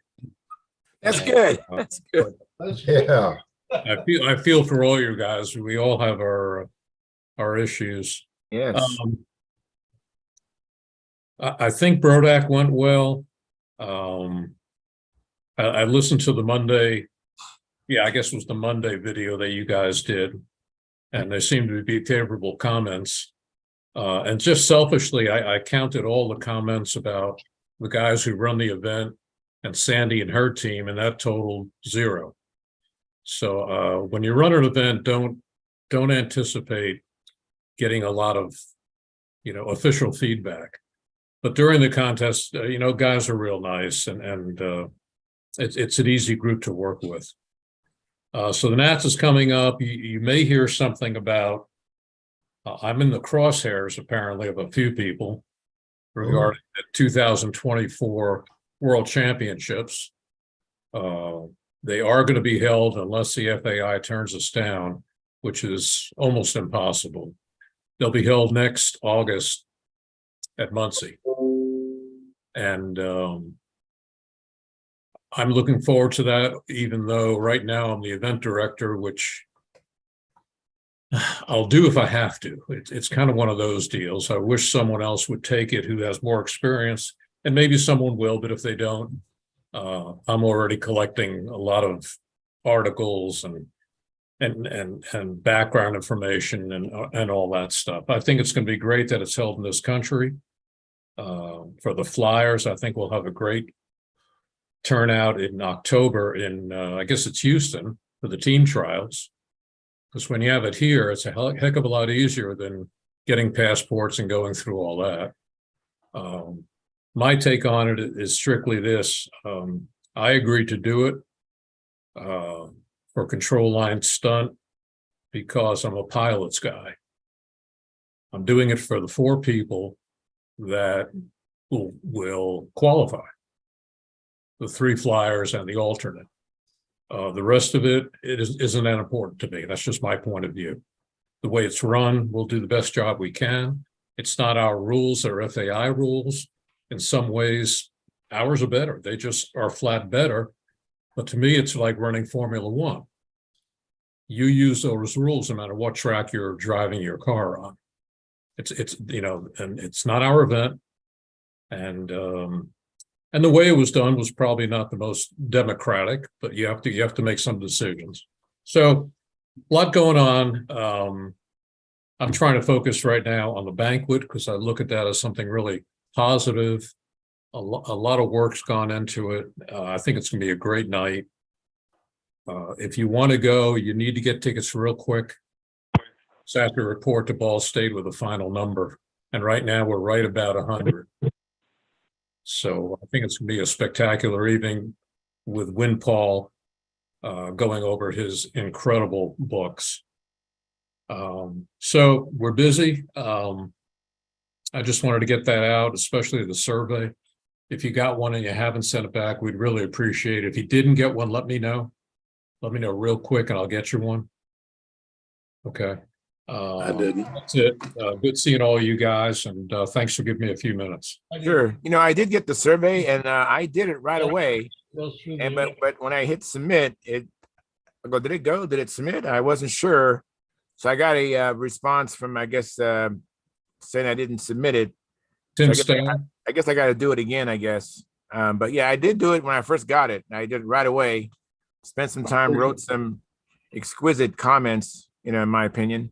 yeah. But it didn't is off or not. So now I got to do it again. But I don't remember those great comments I had.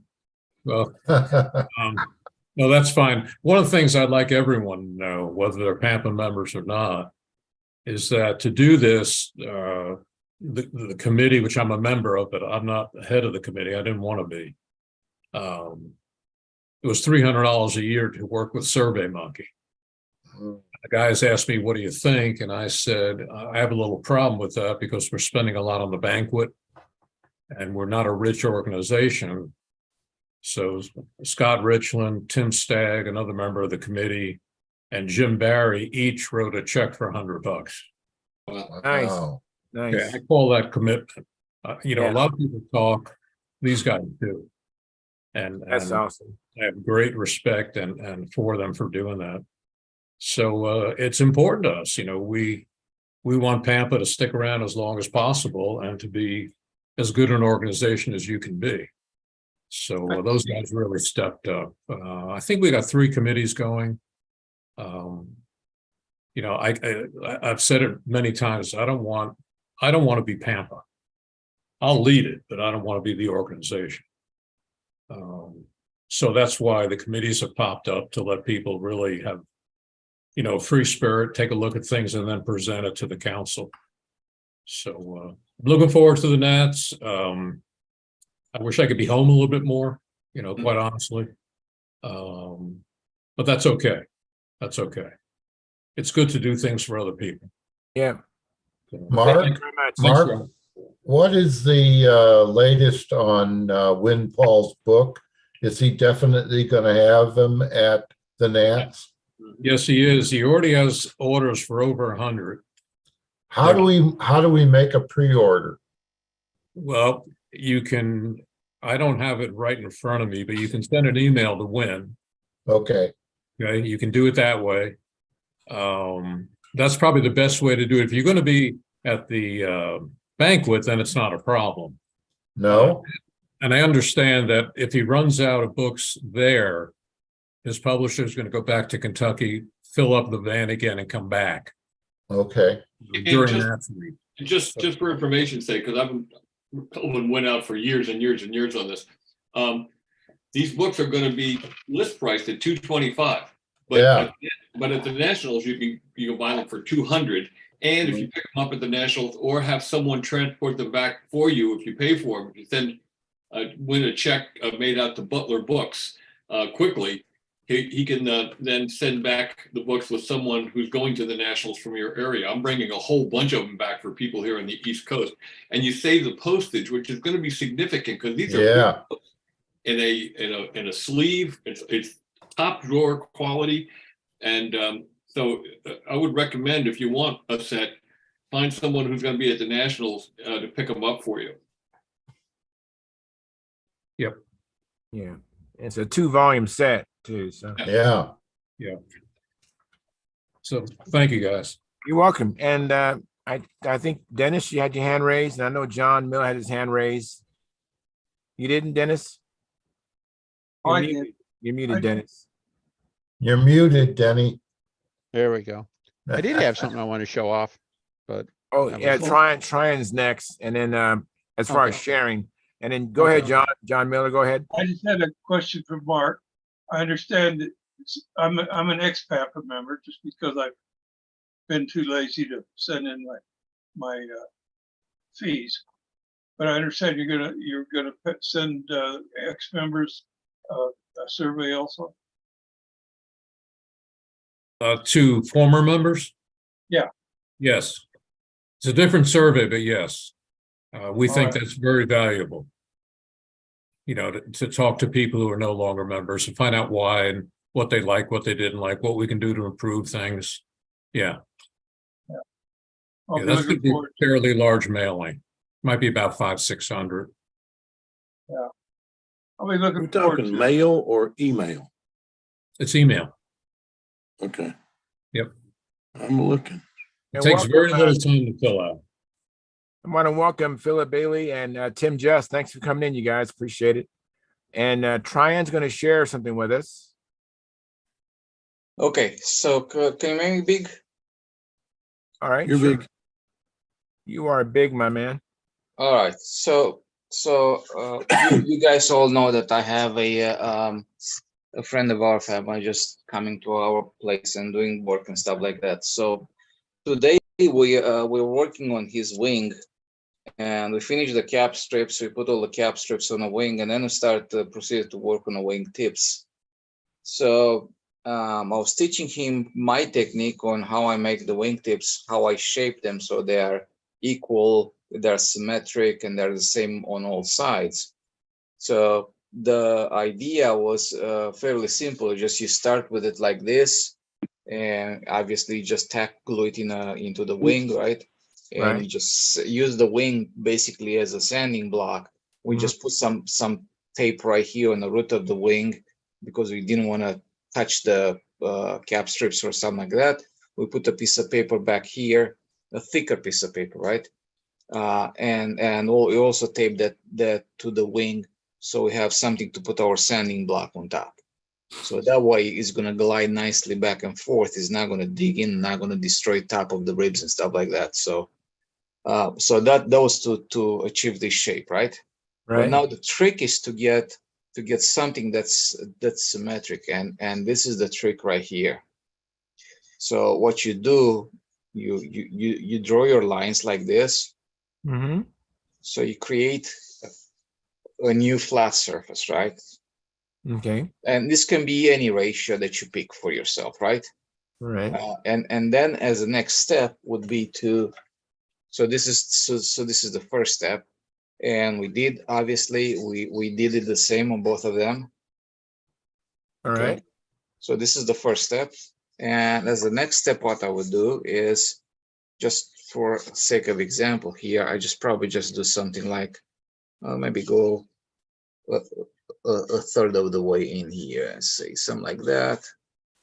Just draw a line, and then maybe on this one, break it like 3 times again. Boom, boom, boom, like that. Okay. So I'm gonna draw another line over here. I'm not sure if you can guys see it. So it'll be something like that.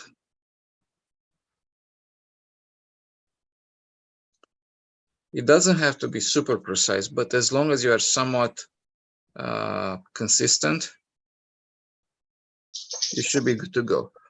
So right now, I'm gonna take this edge here. So I'm gonna break it again. So basically what I'm doing, I'm taking these 2 corners, right? Right. And I'm breaking them again. But by drawing lines and making sure that the slopes are equal, like this, for example. So I'm gonna cut like from here to here, between those 2 lines. I progressively put flat surfaces. I just put flat surfaces, boom, boom, boom. And then when it's kind of roundish, it's when I blend it in. Oh, interesting. That's a neat approach. So yeah, you can carve it by hand, but stuff like that, but you can never be somewhat, consistent in having the same shape everywhere, top, bottom, from wingtip to wingtip. But the idea is just like you start with the square block, then you cut the corners like this. Right. You cut your corners, and now you take these corners again and cut them too. So take corner here, break it in, break it in. So I have, you can take any curved surface, right, and then break it down in little lines, right, per se. So technically, I'm kind of doing that. And after you get, I think like those, for this one should be more than enough to do it one more time. So I have 1, 2. So I have 1, 2, 3, 4, about 4 edges. And then you just blend them in. So those kind of the That's a good idea. I've never seen that. It's a good idea. yeah. But if you look at them right now, they are fairly equal, right? Yeah, yeah. That's a neat technique. Very good. So Very that good. that's what I want to share, you know. Yeah. And Thank you. obviously I'm gonna carve it out and I'm gonna put it back on and all that stuff. Right. Now That's those it. lines are drawn while they're tack glued on the ends of the wing, right? Or you this is you're holding them and you're shaping them, you're making the flats when you just hold them in your hand, or are these attached to the wing? I tack glue them to the wingtip. And you're creating the flats there then, Yes. right? Okay. Yeah. Okay. And because I use the tape over there, just ever so slightly oversized. Right. Okay. Right. I got it. So the idea is that after I'm gonna do the second breaking of the corners here, I'm not even gonna worry about blending them in. I'm just gonna do the carving. I'm gonna glue them back in, and now on the wing I'm gonna do a finish sanding here, which is gonna blend everything in, right? Right. And then I'm gonna blend in the bottom, and then I'm gonna take my sanding paper and just kind of break in these corners that I created already. Very good. Thank you so much. I think that's a great idea. I have a question for you, Bob Hunt, before you go, from Todd Stimson. Am I leaving? Am I leaving? Well, I want to make sure I got the question. So I've had it for a while. This is from Todd Stimson. Because I'm hoping there will be plans available for Bob's Turning Point. I have no plans for it at the moment, but maybe in the future. The problem is that there's so many things that are difficult to make on that airplane. They're made on mold bucks and the foam wing and all that stuff. It's hard to come by right now. I'm out of production on that stuff. So, I mean, I could probably do plans if someone has their own foam cutting equipment and make their own mold bucks and stuff like that. Sure. But eventually. I want to add something to what Tryon said. I've been doing it that way for 50 years, what he just said. But in order to not damage the wing when I'm sanding it into the wing, what I've been doing, and again, this requires foam cutting equipment, whatever wing I'm doing, I cut what I call a dummy panel, an extra panel. And I cover it with the same thickness sheeting that I'm using on the actual wing and sand it about the same amount. And I use that as what I call a tip mandrel. I put the tips onto that, carve and sand them to shape, and it doesn't matter if I scratch up that wing. And when I pop them off, they fit right onto the other wing. Oh, that makes sense. Yes. Yeah, but yeah, what you're saying about drawing those lines and doing an angle and then shoe shining it in or sanding it in, that works perfectly every time to make a perfectly symmetrical tip. Yes, that's the whole idea behind it. You work progressively from you take a rectangle, you break the corners again, you break them, and the more you break them, the more round it's going to become. Right. And as long as you follow the same recipe left to right, you're going to have a symmetric shape. That's true. It works great. Been doing it that way for like 50 years. Excellent. And then I have a comment from Marcel Legrand. He says, glad you're better, John. Since last we spoke, you've been in my prayers. That was for John Miller. Oh, he's not even here. I'll wait till he gets back. Yes, Gordon? I didn't mention on my wing, the leading edge planking in the center section is double plank. Okay. There's sheeting under there, and Bart Kopinski wanted to say something. Yes. All right, Bart. Yeah, I've been up to rebuilding the big Too Much twin that I had an unfortunate accident with several years ago. So it's about ready for base coat now.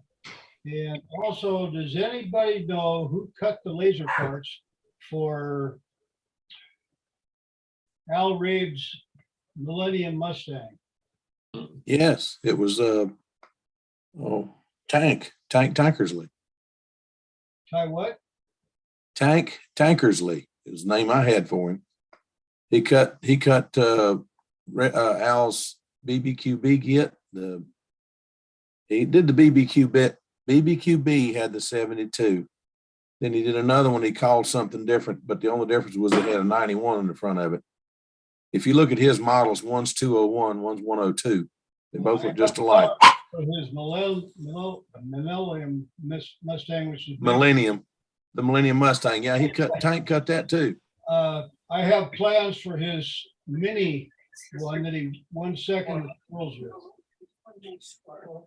I didn't. I do too. That Tankersley cut those kits. Okay. Now I understand that Walter got the plans after apparently Tank. I don't know what happened. I don't know if he has passed away. I've heard he passed away. I hope not, Oh, I hope because he was not an old fellow. He was a young fellow. But my understanding is, for whatever reason, Tank passed all the files on to Walter Ullman. But Tankersley used to cut those kits. Do you I have? have phone numbers or anything that I could use? Let me see what I've got, and I'll be on here Friday and let you know. I don't know. If I've got them, I'll give them to you. Okay. Monday. Give you my email. Keep thinking. Do what? Let me give you my email. Sure, just put it on here, and it's Philip Bailey. Just put it on here.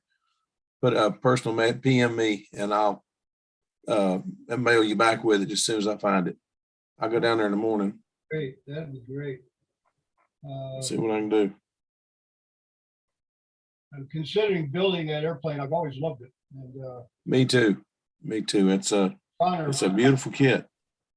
I had the honor of flying his British airplane. Can't think of it. Sea Fury. Sea Fury. I flew that at the Oh National. yeah. Yeah, that was a big, beautiful airplane. That's for sure. Big airplane. Well, I'll tell you for the day. But anyway, I appreciate that very much. Anytime. If I can help you, let me know and I'll do it. All righty. Who was it that I told after trying? Oh, I think it was you, Dennis. You wanted to share something, Dennis? You're muted, Dennis.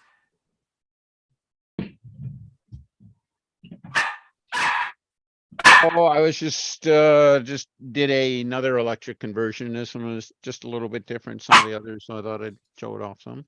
All right. For the first time, I did this for a scale model. This is the Brodak kit for Jack Sheik's Speed 6, which was a British racer from the early 1930s.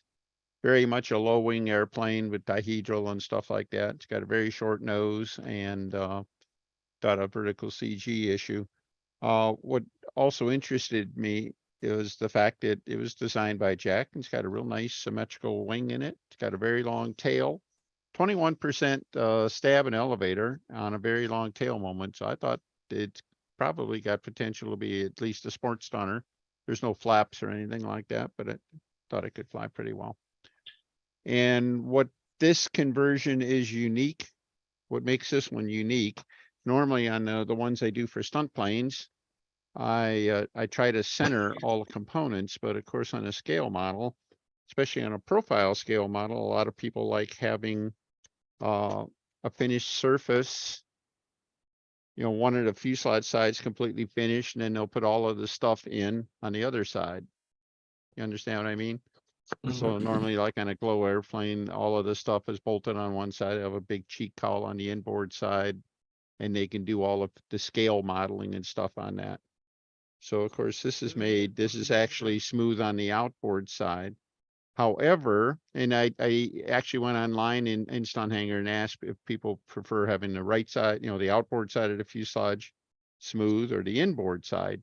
And of course, I got two answers, and one guy said I want it on the outboard, one said I want it on the inboard. Why? Because of course they did. That's of course. Why. Yes. Yeah.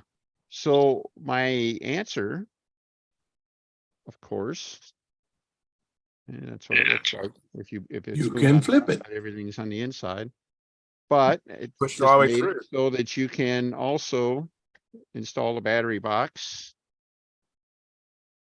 or install the motor mount the other way. Very ingenious. And lo and behold, it's smooth on the inboard side. Wow. With all the uglies on the outboard side. Yeah. Great. So that's what made it unique. And because of that, it's not quite on center I usually make the profiles, with the electric motor right on the center. Oops. It also helps when you put the thing in forward. I usually, I have everything centered on a fuselage. This one's a little bit off center, but Looks good. yeah. Very So- nice, Dennis. Half inch, Dennis, or 3/4? The fuselage? It's Yeah. actually 1.25 inches. The rear fuselage is a 1/2 inch thick, Oh, okay. and then it has a 16 plywood doubler and a 1/4 inch cheek cowl. Normally has one cheek cowl on it. I put one on the opposite side also, because according to the profile rules, that can be up to 1.5 inches thick. Well, this is 1.25 inches. I just added one cheek cowl, just took one that that was supposed to be on just on the inboard side and put it on the outboard side, so the fuselage is the same. It does help hide, absorb some of the stuff into it, so it doesn't stick out so far. And Yeah. of course, the nature of the electric package is that, none of it sticks out as much as a glow engine or fuel tank. So I think it's still a better appearance overall. But anyhow, that's about all there is to it. It's a very tall fuselage too. This airplane is 51 in span, 480 squares, and the fuselage is, well, my hand is about 9 inches. So that's what, almost 8 inches tall or so. So it's an awfully, anyhow, not going to shake the world, of stunt here, but just thought it might interest some folks. Yeah, thank you very much, Dennis. And Danny, you haven't forgot about our bet, have you? Not at all. Okay. I've already spent the money, Bob, so. Well, me too. Yeah, I have a question. Maybe yeah, I got that too. what is going on here? I know exactly what's going on there. All right, what's going on? At the 1976 Nationals in Dayton, Ohio. And they're upset because I had just won. And that's a true story. They look gutted. Yeah. I think that's pretty cool. I think that's pretty cool. Bob, those are your friends. I mean, close friends. Yeah, those are my buddies. I don't know if that's the truth, Bob, but if I was you, I'd be telling that same story That's the right God's to the honest top. truth. That's the God's honest truth. All right. And if one of them had won, I'd be with either Gieske or Billy looking at Yeah. Of course. Yeah, those guys are totally disappointed. Well, did you hold that thing up again and show them the airplanes at the bottom of the page? Sure. Let me make myself big again here. Let me see here. You're big, Jones. Raise it up a little more. That's Yeah, the Oh, it's Paraquet. That's the Paraquet. Paraquet. That's how you say it. Okay. Yep. He had just come back from Netherlands, where he took second to McDonald flying that. He was defending his championship from '74, and he just missed beating Les. That was Les's first win in Holland, Utrecht, Holland, I believe it was. And Billy flew that to second place, and that had there was the first Schnurley, and to my knowledge, the first Schnurley motor to place that high at a World Championships. A lot of people give me credit for a couple of years later flying the FSR. That wasn't the first Schnurley. He had a HP 40 in that, and it flew very, very well. And by the way, this is the Pampa newsletter. If you're a Pampa member, you'll get this newsletter. Mm-hmm. Let me see here. Hey, Howard Rush, thanks for coming in. Appreciate it. Hi.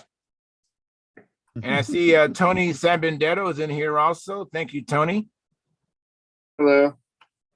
And let me see here. So, Howard, what's new? You've been flying on Circle One? What's been going on? Yeah, I've been flying a little stunt. I'm making some 45-degree circle markers, the FAI circle markers. Oh, cool. Are you 3D printing them? No.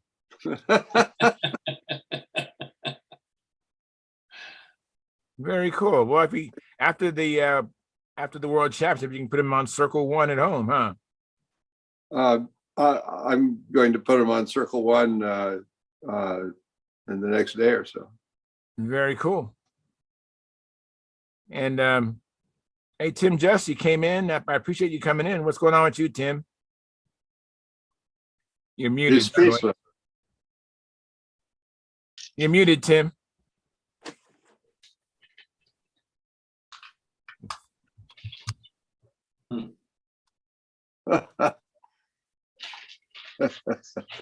I'm technically challenged. No problem. I don't have a whole lot to report right now. I've got my new airplane flying, and I'm just trying to get ready for the Nats. All right, Tim. Awesome. And I didn't give Stephen a chance. Hey, Stephen, how about yourself? What's going on with you, Steve? Well, we've been flying every day at Buda Park. And yeah, I'm actually going to enter intermediate this year. So everybody can see how bad I actually fly. Very cool. Yeah. Did Sparky give you a delivery? Did Sparky give me what? A delivery. Not yet. Okay, you will. Yeah, we're gonna get together at the Stunthangar Skunk Works and make a couple of crossfires. Not before the Nats, but I'm looking forward to that. Yeah. And I think Denny's going to make me some spectral lines to try out. All right. Yeah, I have some from Denny, and they're great. Yeah. Yeah, I'm looking forward to that. And Joe Mott has been using those spectral lines. I'm not using them momentarily. They're for my SV11, but each plane has a dedicated line, and that's dedicated for the SV11. Let me see here. Dedicate yourself to learning how to make them up, and you can have. Yes, I know. I even yeah. I was hoping Denny could give me a lesson in the knots at the Nats. Is a thread on Stunthangar. I usually do something, and yeah, people come to me when they want to know what not to do. So yeah. Very good. And let me give Philip Bailey a chance to chime in. What you been up to, Philip? And what's happening? You're muted too, by the way. Just getting ready to go flying in the morning. Gonna turn in here in a few minutes to try to meet the guys at 8 o'clock in the morning and try to fly a little bit. Yeah, that's tough. So what are you taking out to fly? Probably the Ringmaster. That's what I took to Brodak, and probably gonna fly it. I don't have my truck back yet. I called tonight and they say hopefully Sunday afternoon it'll be done, which means Wednesday this time next week I might get it back. So you can't put an SV11 or a Genesis or any of the stuff I've got in the back of a convertible Mustang. It just doesn't work. Right. So we're gonna have to wait another week to fly the big stuff, but putting the fuel stuff away and gonna start flying the electric stuff and try to get it going. So that's about where we're sitting right now, just getting ready to start flying some electric. Very good. Let me get Tony Sambendetto in here before we end the show. Hey, Tony, thanks for coming in. What's going on with you, man? Not much. Working on planes, flying planes, crashing planes. Not really crashing. I had one for Bob Hunt I talked to last week or whenever it was. Check this out. So let me figure out how to use this. Oh no. Ouch even. Styrofoam wing. Oh man. This one up. Hold on. doing a motor mount on this guy. So What happened? What was going on? What was you doing? so I did an overhead 8, came out of the overhead 8, and then came into like a square 8, which is not really a square for me anyway. And it just cracked right in half. There's nothing in this styrofoam wing. You know, there's no shear web between the spars. You don't have any vertical spar in there. So Yeah. yeah. So what are you going to do with that? Probably try to I don't know, get a steel rod or something I could heat up to poke a hole in there and put an arrow shaft in, or a kite, carbon fiber kite thing, and then glue it right back together. It should be all right. I had to fly it 3 minutes throughout the whole rest of the flight with one wing. Did it just fall off in flight, or? Yeah, it peeled right off during flight. Ooh. So there was it had the fiberglass tape on the back side, but none on the front. So we'll re-glue it, epoxy it. White glue on foam. If you'll use white glue, in fact, if you use Gorilla Glue on that foam, it'll be stronger than epoxy, because you won't believe how far that stuff will migrate up into it. And epoxy is it's just heavy, but on foam, I can't believe it gives you any extra strength. But that Gorilla will migrate. When we did the Tiasaki's, and I put the spars in, I couldn't believe you could see how far it had migrated up into the foam leading edge cores, and it was just incredible. Stuff migrated 1/2 inch, and I thought I'd put on as little as I could get away with, and it still migrated. I think it grows as it dries. Are you talking about like the gel stuff? It's not the instant glue now. It's not white glue. It's yellow, but it's just Gorilla Glue. Yeah, the Gorilla Glue stuff. I've seen it in the store. Here's the don't product. use it. Don't use the cyanoacrylate stuff, because it will just melt the foam. Right. And those planes came out nice, Tony. They sure did. Those are cute. Termites done. Have you flown them yet? I flew this one, the red one. Uh-huh. Guys, I gotta go. All right. Hey, thanks, Tryon. Hey, thanks for coming in. I appreciate it. Same with me. Good night, everybody. Thank you, Ed. Good night. Appreciate it. I gotta Awesome. go in a minute myself, and I'm gonna stick around a minute. That's sharp. Those are cute. Came out nice. Really good, man. Thank you very much. I put clear on them, and I am gonna polish them, make them even shinier. Wow. And then I got to break free and give them away to the kids. So yeah, that's fun awesome. project. That's Yeah, awesome. that's fun. That's fun projects. Stuff like that's fun projects. Yeah. Hey, Gordon. Thank you for coming in, Gordon. Appreciate Bye, it. Mark. I'm going to end the live stream. Hey, I'm just, thank you so much, guys. I actually had a little apprehension, hoping that we have a good show tonight. And boy, I'm really impressed. To me, we had a really nice show. So I really appreciate everybody coming in. It makes the difference. And you're showing the Gorilla Glue. Let me make you big, Howard. And you're muted, Howard. That's it. Is that it? All right. Clear Gorilla Glue. Yeah. Okay. That's it. Howard, I've been doing that all week, dropping everything I touch. To it. What was that, Tony? The Gorilla Glue that I saw had a brownish tint to it. So that's Yeah, most of it's brown. This stuff. The Ace. I forget the difference, other than the color. Yeah, clear versus having some melanin in it. Yeah, what we used was the orange, but that right there worked just as well. Yeah, it's the same thing. It just doesn't have the color in it. All right, you guys, that's a wrap. We're going to end the live stream. And thank you so much for coming in. Appreciate it. Hopefully we have a chance to work in our shops, go fly this weekend, come back Monday with show and tells and and have another good show Monday. So thank you very much. Randy? Until then, fair winds, tight